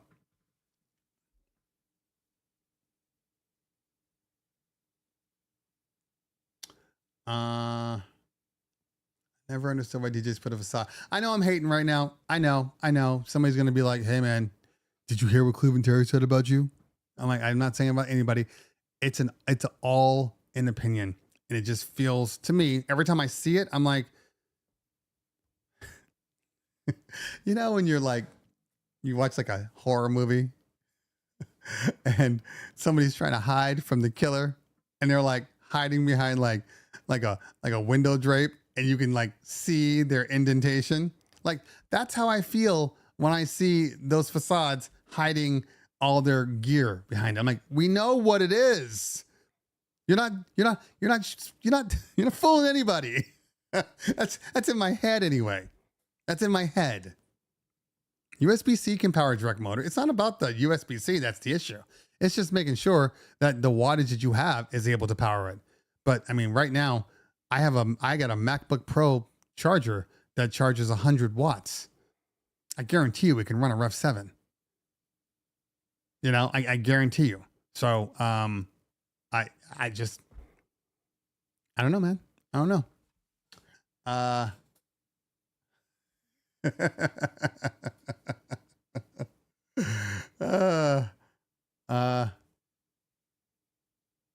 Yeah, I think you're right, Lou. I think you're right. There you go. 90 watts. Yeah, I think we'd be fine. We'd be fine. And then in a pinch, it would be great. In a pinch, you're just like, oh shit, I forgot my plug. And you just, hopefully your computer can last for 4 or 5 hours. Who is on these DJ companies? Definitely not. I will share something. I won't name any manufacturer. Okay. But I will say this. I will say this. I don't get called in for certain like development gear because I am considered press, which fair enough. I am technically press. So I get it. But I'm press. Press can't be involved in development. I'm like, I'm press, but I'm also a DJ that works and has a multi-op with multiple DJs. I mean, you would think that you'd want my opinion. You would think. But it is what it is. It's politics. It's politics. So I just let it go. Call them out. There are some people that I would love to call out. There are some people out there. But I won't. I will tell you this. I ran into an issue at the Expo.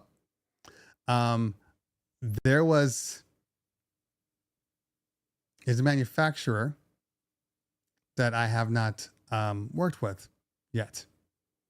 Now, there's a lot of manufacturers in this window, so don't go trying to tell me who it is and who it isn't. Okay, remember that. You're hearing it from me. So if anybody goes and says Cleveland Terry, I'm going to literally post this whole clip. Okay, but there's a manufacturer that I haven't used any of their products, and then I went in and said, hey, I think it's time that we start doing products. We've kind of talked about it over and over again. Maybe you should start sending me product. And they're like, oh yeah, talk to so and so. Thanks, T Diesel. And I go up to so and so and I talk to them, and the first thing they did was look me up and down. They looked me up and down. Okay. And then they were like, oh, we don't really do that. I said, I'm sorry. We don't really do that. It's a very big deal. There's a lot of processes. There's a lot of things that we have to go through in order to have that happen. And I said, okay, well, that's all good. That's all good. I'm only saying this because of the, literally, because I got over 100,000 followers in my social media, and they've all asked, hey, if I can check out this products. Well, I'll have to see. And I'm like, okay, that's cool, man. So the bottom line here is that, there are certain manufacturers that want a certain type of individual for their stuff. I don't take a person to, like I said, if I want gear, I can get gear. That's not the issue. That'll never be the issue. If a manufacturer never sends me another product, I can get the gear. I have at least 3 relationships, with 3 large retailers.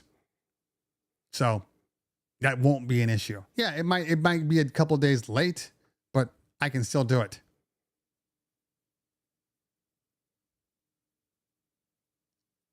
Don't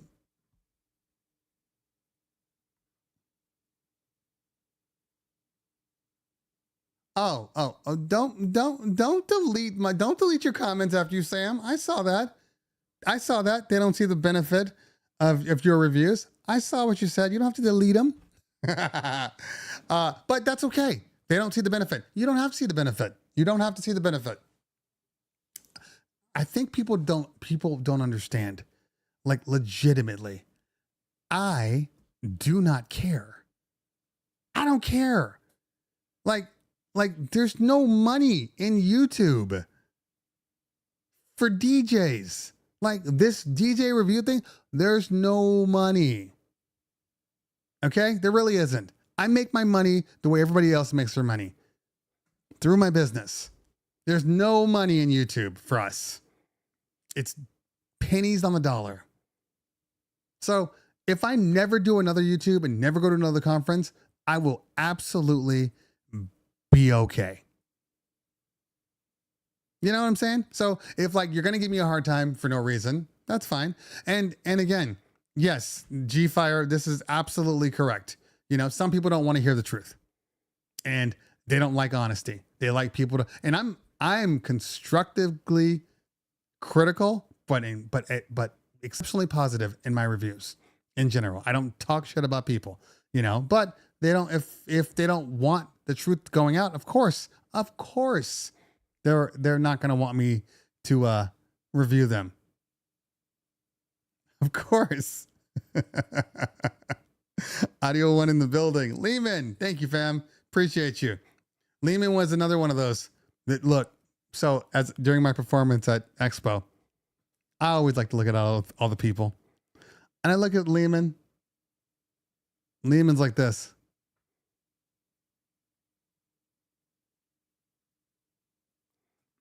I swear to God, I thought I was crashing. I thought it was just train wreck after train wreck, because this was Lehman. Yeah, you haven't.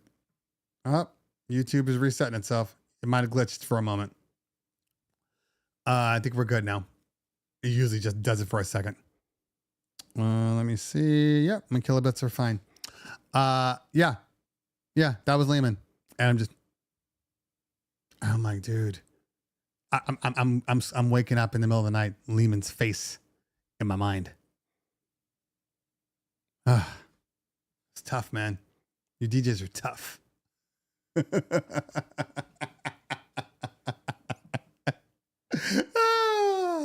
Oh man. So bottom line here is that I enjoy doing this. I enjoy helping people out. And that's all. I enjoy doing this, but it has nothing to do with, oh my God, he likes to be, known, and he likes to be, I could care less. I'm a damn Capricorn. I don't really even love the limelight. In all honesty, I don't.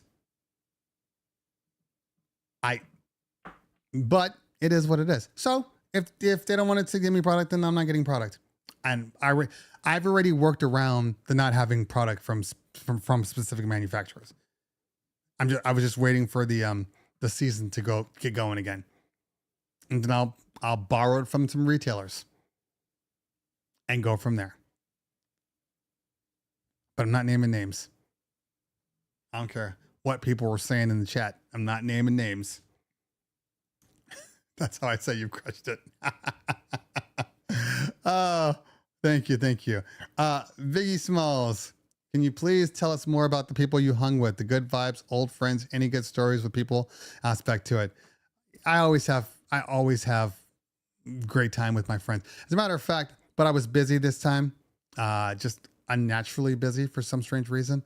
But I mean, I hang out with the same guys when I'm there. I mean, obviously, I hang out with my influencer guys, DJ Kova, DJ Mad, Nate Acosta. We've actually become good friends because of these things. He's a good guy. Justin the DJ. Justin has his moments. Sometimes he's like, I don't want to be near anybody. He'll just like go off. And you're like, okay, Justin's doing his thing. So, Nate Nelson's great. Got to see all my guys like Melstar. Melstar is a good dude. He's just a really good dude. And every chance we get, we always hang out. I like seeing Danny Max. You know, he's always working the booths and stuff. And I like seeing his progression and his transformation, you know, because he's done so much for himself. So I'm very impressed by that. Who else? You know, and I actually like a lot of the manufacturers. I do. There's some really good people out there. For instance, like Michael Dugat from EV. He's a great guy. And I'm saying that not because whatever, but because I've met a lot of manufacturers and there's some that are better than others, you know, and sometimes it's like a communication block, you know, meaning like they're from Switzerland or France or something like that. And maybe their humor is just different. So there's always that. I mean, I run into that with the LD, they're great guys, but their sense of humor is like, they're like brick walls anytime I'm talking to LD, you know, but they do, once you understand how they are, you can kind of get into them a little bit, but yeah, they're just, it's a different personalities. Let's see. What else? Who else? But the God's honest truth. I enjoy, not like I've seen you that much, Mac. You know, I mean, but the God's honest truth is, and Double O, thank you for the super chat. Appreciate you, fam. Honestly, thank you so much. I think you're paying down my pipe and drape for next week. Why is pipe and drape so goddamn expensive? And I'm getting a deal, and I'm still paying $1,500 for pipe and drape. It's insane for some curtains. Insane. Anyway, DJ Matt, yeah, Matt Latin, yeah.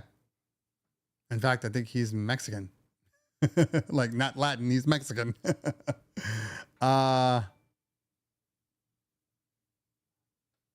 Yeah, this is true. I mean, look, when it's all said and done, like even Chauvet, which I never had a great relationship with, ever, even before they decided to like kind of walk away from our scene. But Jeff Short, who used to run it, we talked all the time, but I could never get equipment from them. So I don't blame Jeff. Jeff was a good guy, you know, and every time I ran up to him at Sweetwater, he was there. Like he's, you know, it's good. He's a good guy. Are we going to talk about manufacturers that want to perform for free and no pass to these shows? It's happening. Wait a minute. Hold on.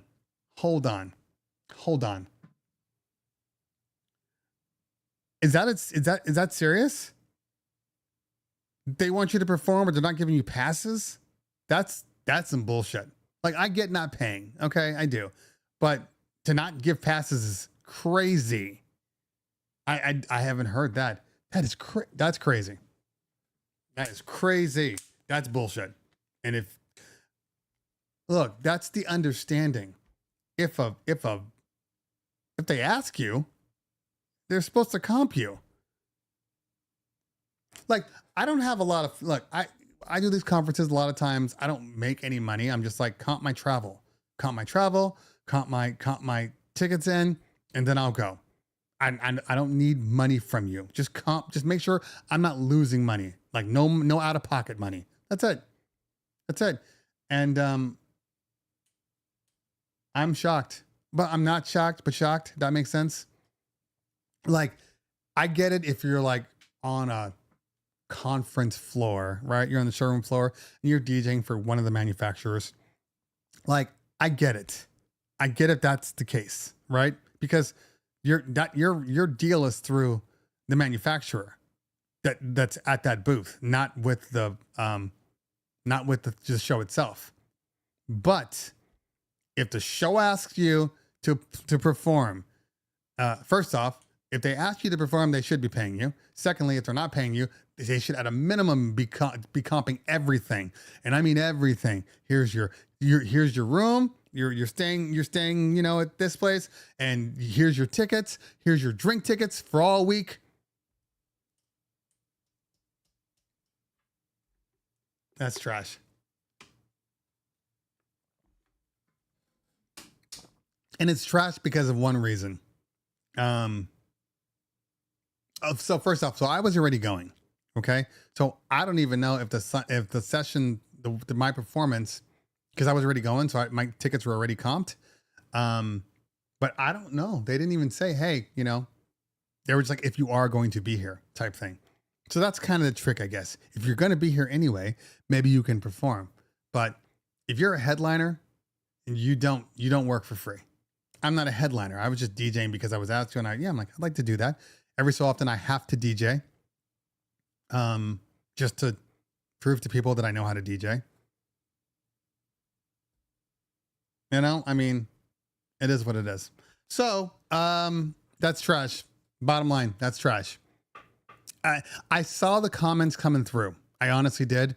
And they've popped up on threads. I saw a couple on some of the DJ forums, and I was like, this seems very timed.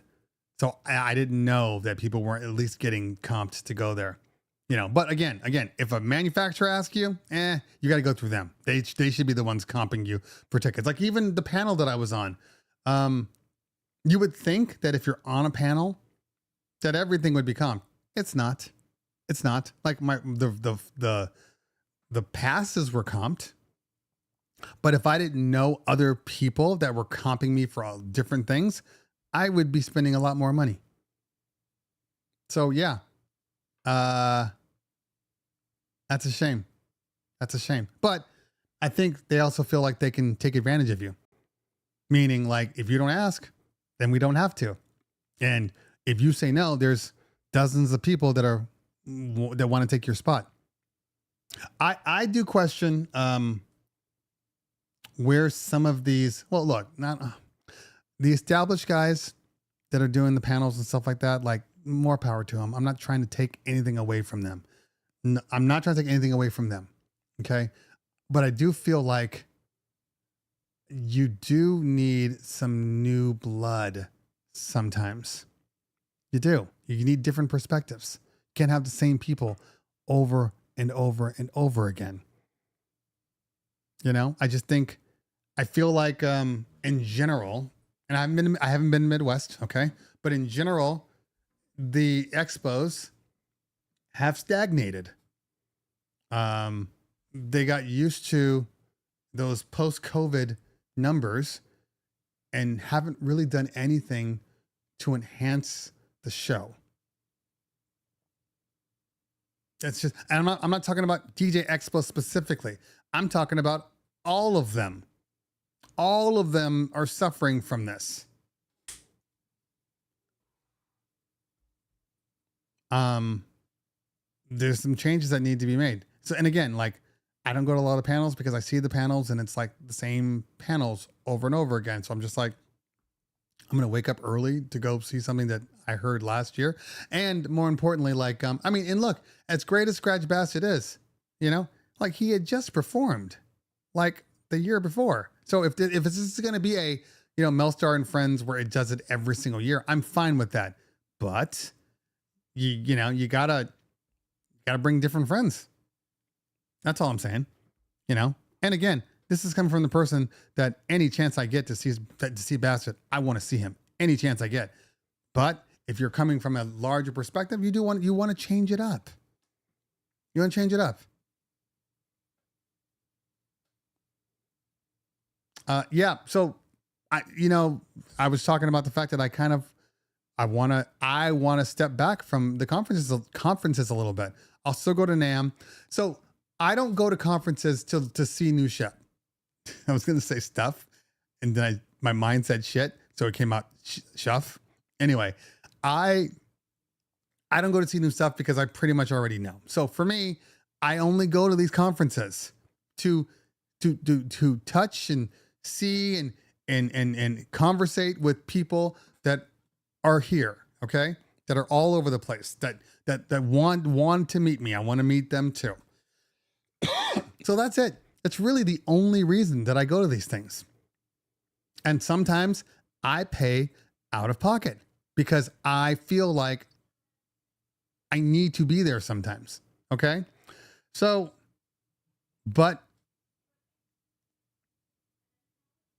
sorry, I'm hearing my wife chatting it up close to here. I didn't know if she was going to open the door. Okay. But like I said, I don't need to go to them. I go to them for you guys, and not for you guys. I'm not like for you, just you, like just in general. Cause a lot of people, they like to say hello and take a picture and whatever. I'm down for that any day of the week, but just in general, things have kind of stagnated across the board, and there are too many, and they keep popping up. And I don't mean like there are too many. They're not as spread out as they used to be. I mean, it used to be, you go to NAMM, you go to NAMM in January. I think it's February again this year, or it's like the last week of January. You go to NAMM in January. You got Mobile Entertainment Expo, MEX, in February, like a week or two later. March or April, you have both Midwest and I think Wedding NBA. I think operate right around that same time. Nothing in July or June, but you do have a secondary NAMM, but I think it's really small and it's in a different place. And then you're back to the Expo in August. I obviously stopped talking about the Chicago one that was in June, Marquee, because, well, I think Marquee is dead. And then you have you got the DJ Assemble. You got I don't even know. You got Harvest of Sound, maybe, I'm not sure. All kind of happening, right at the same time too. Although I think DJ's Assemble is, I think it's coming up. I think it's October. I think it might be October. So, and then potentially Harvest of Sound. That's a lot. It's a lot of conferences, and it comes to a point where you have to do. So for me specifically, the ones I always go to, Alpha Music in the building. What's going on, fam? The ones I always go to, I go to NAMM. It's in my backyard. And it's not just about DJ equipment. It's about all equipment and, production and all that stuff. So I go to NAMM. MEX, like I said earlier in the show, the only reason why I go to MEX is because my family lives in Vegas. So I can make it a point to just get over there, and then I can see my family, even though I don't really see them while I'm there. But that's the only reason that I go to Vegas, because the show itself is just okay. If you're going for photo booth stuff, it's amazing.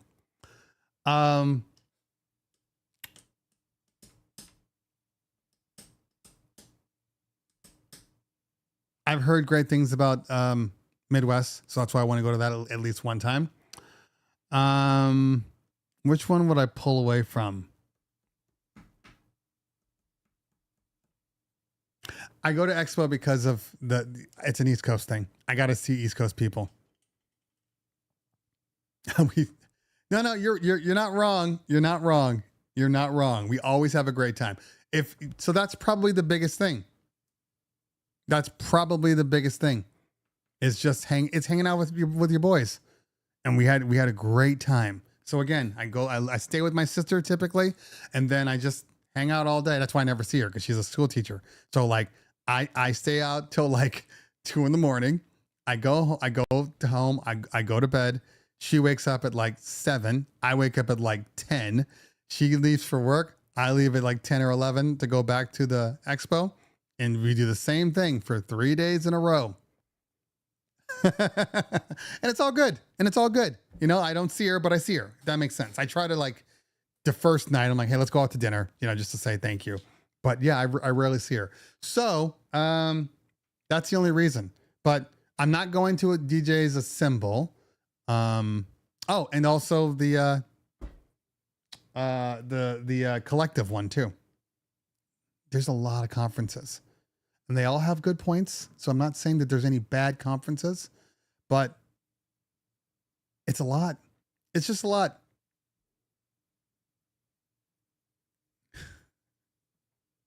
I honestly don't think, I think,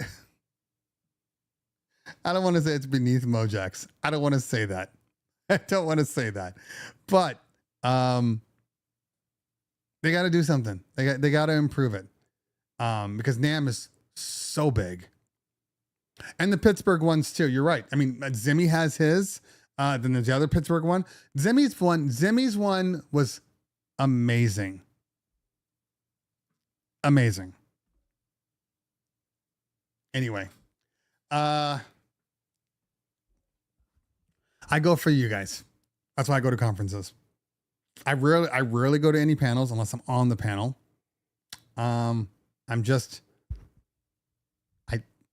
It's just for you guys. That's the only reason why I go. Anyway, DJX is always fun. It's good to see our friends, and, you know, and the other side of the country. Okay, somebody said, Biggie Smells, your daughter's party. How big the system? Who's DJing? How many people? And are you ready? No, and no. It's like 180 people. The room is not humongous though, so we're gonna end up using the EV90s. Probably some satellite speakers, the Everse, going down the road because it's shaped like an L, and the DJ system and everything will be straight ahead. We still have to figure out how we're gonna put the kids versus the adults. I have a meeting at 1:30 right after this show. My DJ, the one, so the way it works is complicated because my partner doesn't want to work. He wants to be a guest. I get it. It makes sense. So he and his DJ, who's also a good friend of ours, are going to do the opening. And then after that, we have another MC and another DJ that's going to work. Now, the DJ that I had asked for, his mom got real sick, so he's actually took off work for like a month, which sucks because I really did need him, just in general, not just for my party. So we have, so I don't know who the DJ is going to be just yet. The good news is that I have at least 6 to 10 DJs that are there. So I have a feeling that most of them will just get on and do it. You know, like my son's going to want to get on just because he wants to show people. I'll get on for a little bit. You know, if everybody gets on for 30 minutes to an hour, it's going to not be knocked out easily. Okay. I don't even know what this is, Lance. I don't know what that is. I think you're talking about it looks like, I'm assuming, a US DJ number. It did not come and go. I don't know what this is though. In all honesty, I bet you Lou knows, if anybody. DJ Tondo from Switzerland. Thank you so much. I think the new Insta360 Go Ultra might be the best for nightclub DJs. Will you do a review? It looks very good low light. I mean, I still think that the X5, wait, Go Ultra. What is Insta360 Go Ultra? Where's my bag?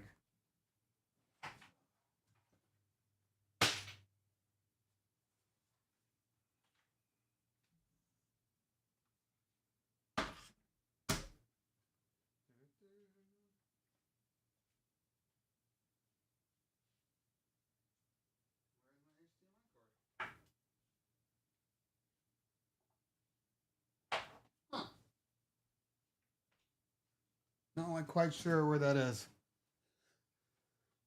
Move the party to Texas and I'll do it. Love that. Audio 1, absolutely. Love hanging with my dude. Okay, let's see. Let's see what they're talking about here. I don't have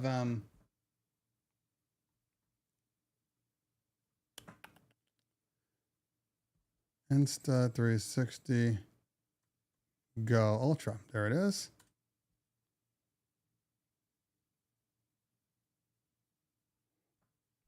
The tiny hands-free 4K cam.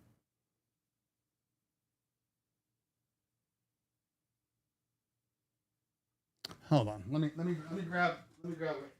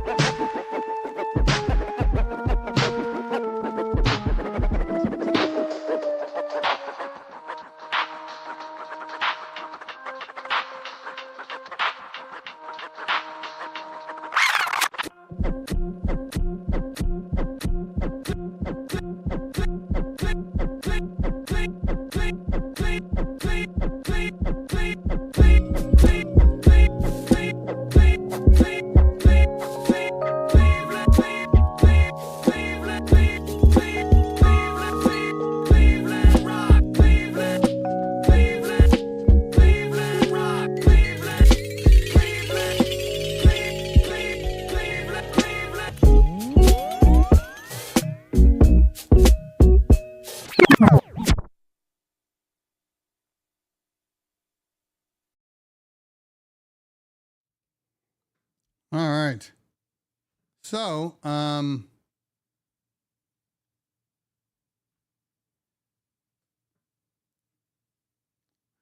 it's an interesting concept.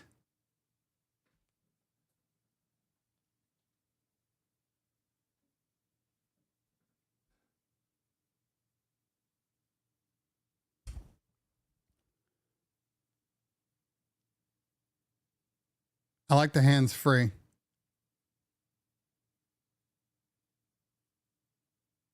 I'm not sure why they can call it an A1 chip, considering there already is an A1 from Apple. But okay.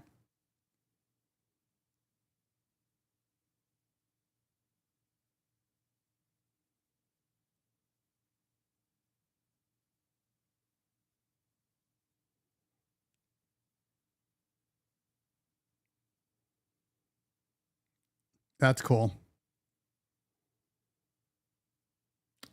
Wait a minute. There's already storage built in. The flip screen is cool.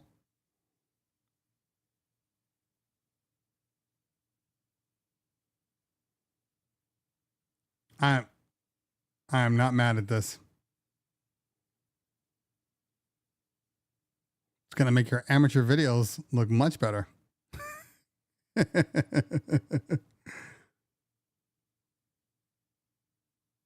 Yeah. Damn, this is a long ass video.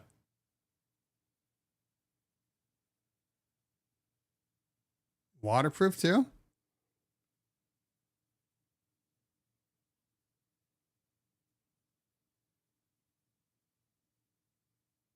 Wait.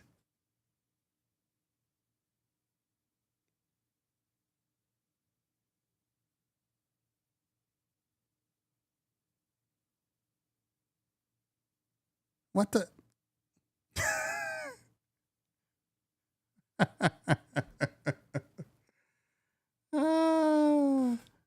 Okay.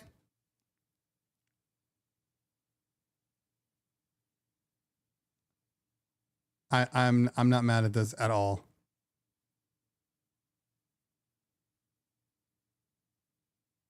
Jeez. Okay. Okay, 360. I'm not mad, Insta. That looks amazing. Hold on. How much does it cost? $449 for the bundle.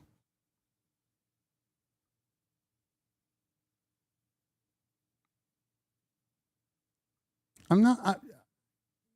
Hold on. Sorry. Creator bundle. What does this come with?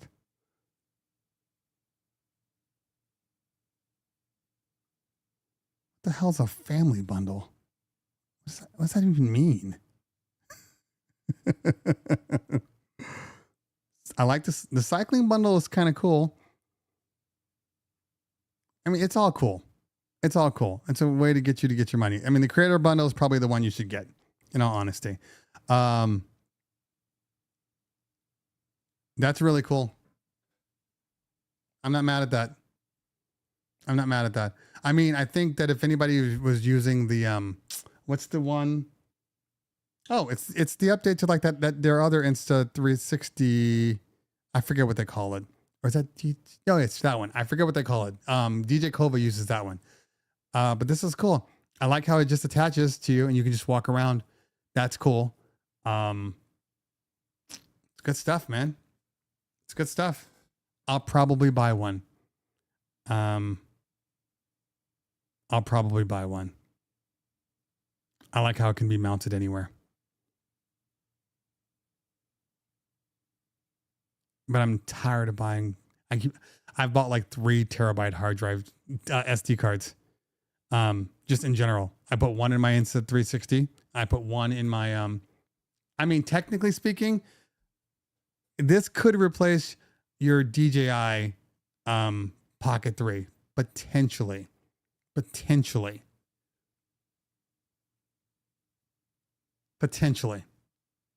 Okay. All right. All right, couple more minutes. Yeah. But everything, it's like $500 increments. But I kind of like it.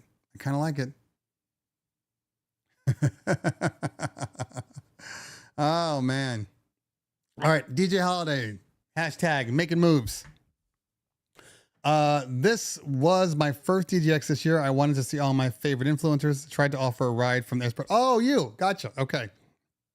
Sorry I couldn't see your set true. No, don't worry about it, but thanks for making the sacrifice. Appreciate it. Yeah. DJ Holiday was literally messaging me like, hey, I'm available if you need a ride from the airport, which I think is totally cool. I just, a lot of times I'm still working on stuff, or in this case, I had, my guys there. What lens is the DJI? The DJI is it's around a 1-inch sensor. I mean, this one's a little bigger, but I have not had any issues with the DJI. I mean, the one thing with this is, yes, you're still going to need, I do like the fact that the DJI, the Pocket has a gimbal, so you can flip things around and it makes it easier. This one, you're still kind of stuck having to turn, FBI won't be on your back like the DJI. That's true. That is very, very true. Yeah. So, I do like it. I like it a lot. But hey, if it makes my life easier, I will absolutely use it. But the fact that I can just have it on and recording and not think about it, like that's pretty impressive. But we'll see. We'll see how it works. By the way, I'm back to my 14 M1. I'm not back to it. I'm using this for DJing again. I copied my stuff back over again. They don't make it easy for you to really copy stuff over. They don't. The new Macs are very difficult when it comes to just like it used to. Look, back in the day, you used to be able to plug in your other computer, close the shell, turn it into its own hard drive, and then just drag stuff over. You can't do that anymore.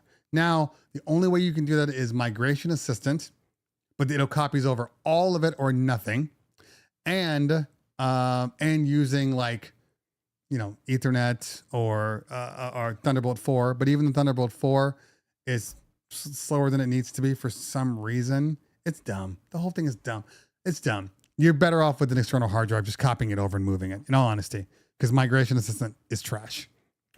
Okay. It's good for a 1-to-1, only for a 1-to-1, but I have 4 terabytes in that drive. I have 2 in this one. I can't do a 1-to-1. All right. Okay, here, 1251.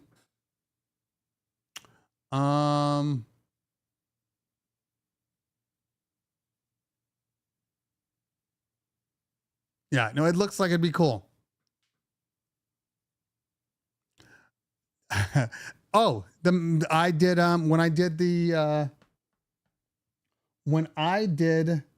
last video on these, on the IIIs, I had the MacBook on the 16. Close the screen, didn't go off. So I think it was a bug. I think they fixed it. It hasn't been going off lately. Okay. Yeah,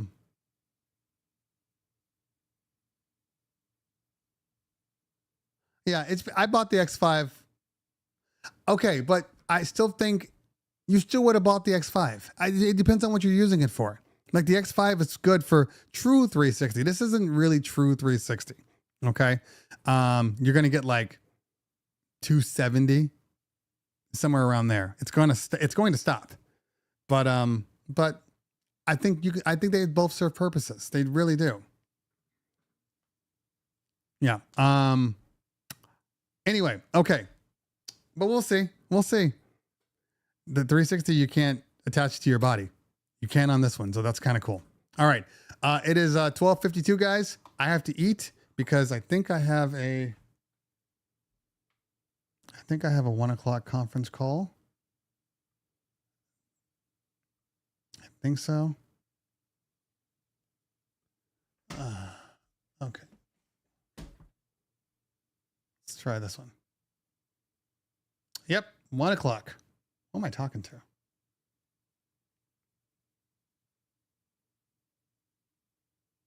Final details. Okay. Anyway. Fortunately, I don't have a lot of meetings today. Okay. So I am going to go because I do want to get some food before I get on this call.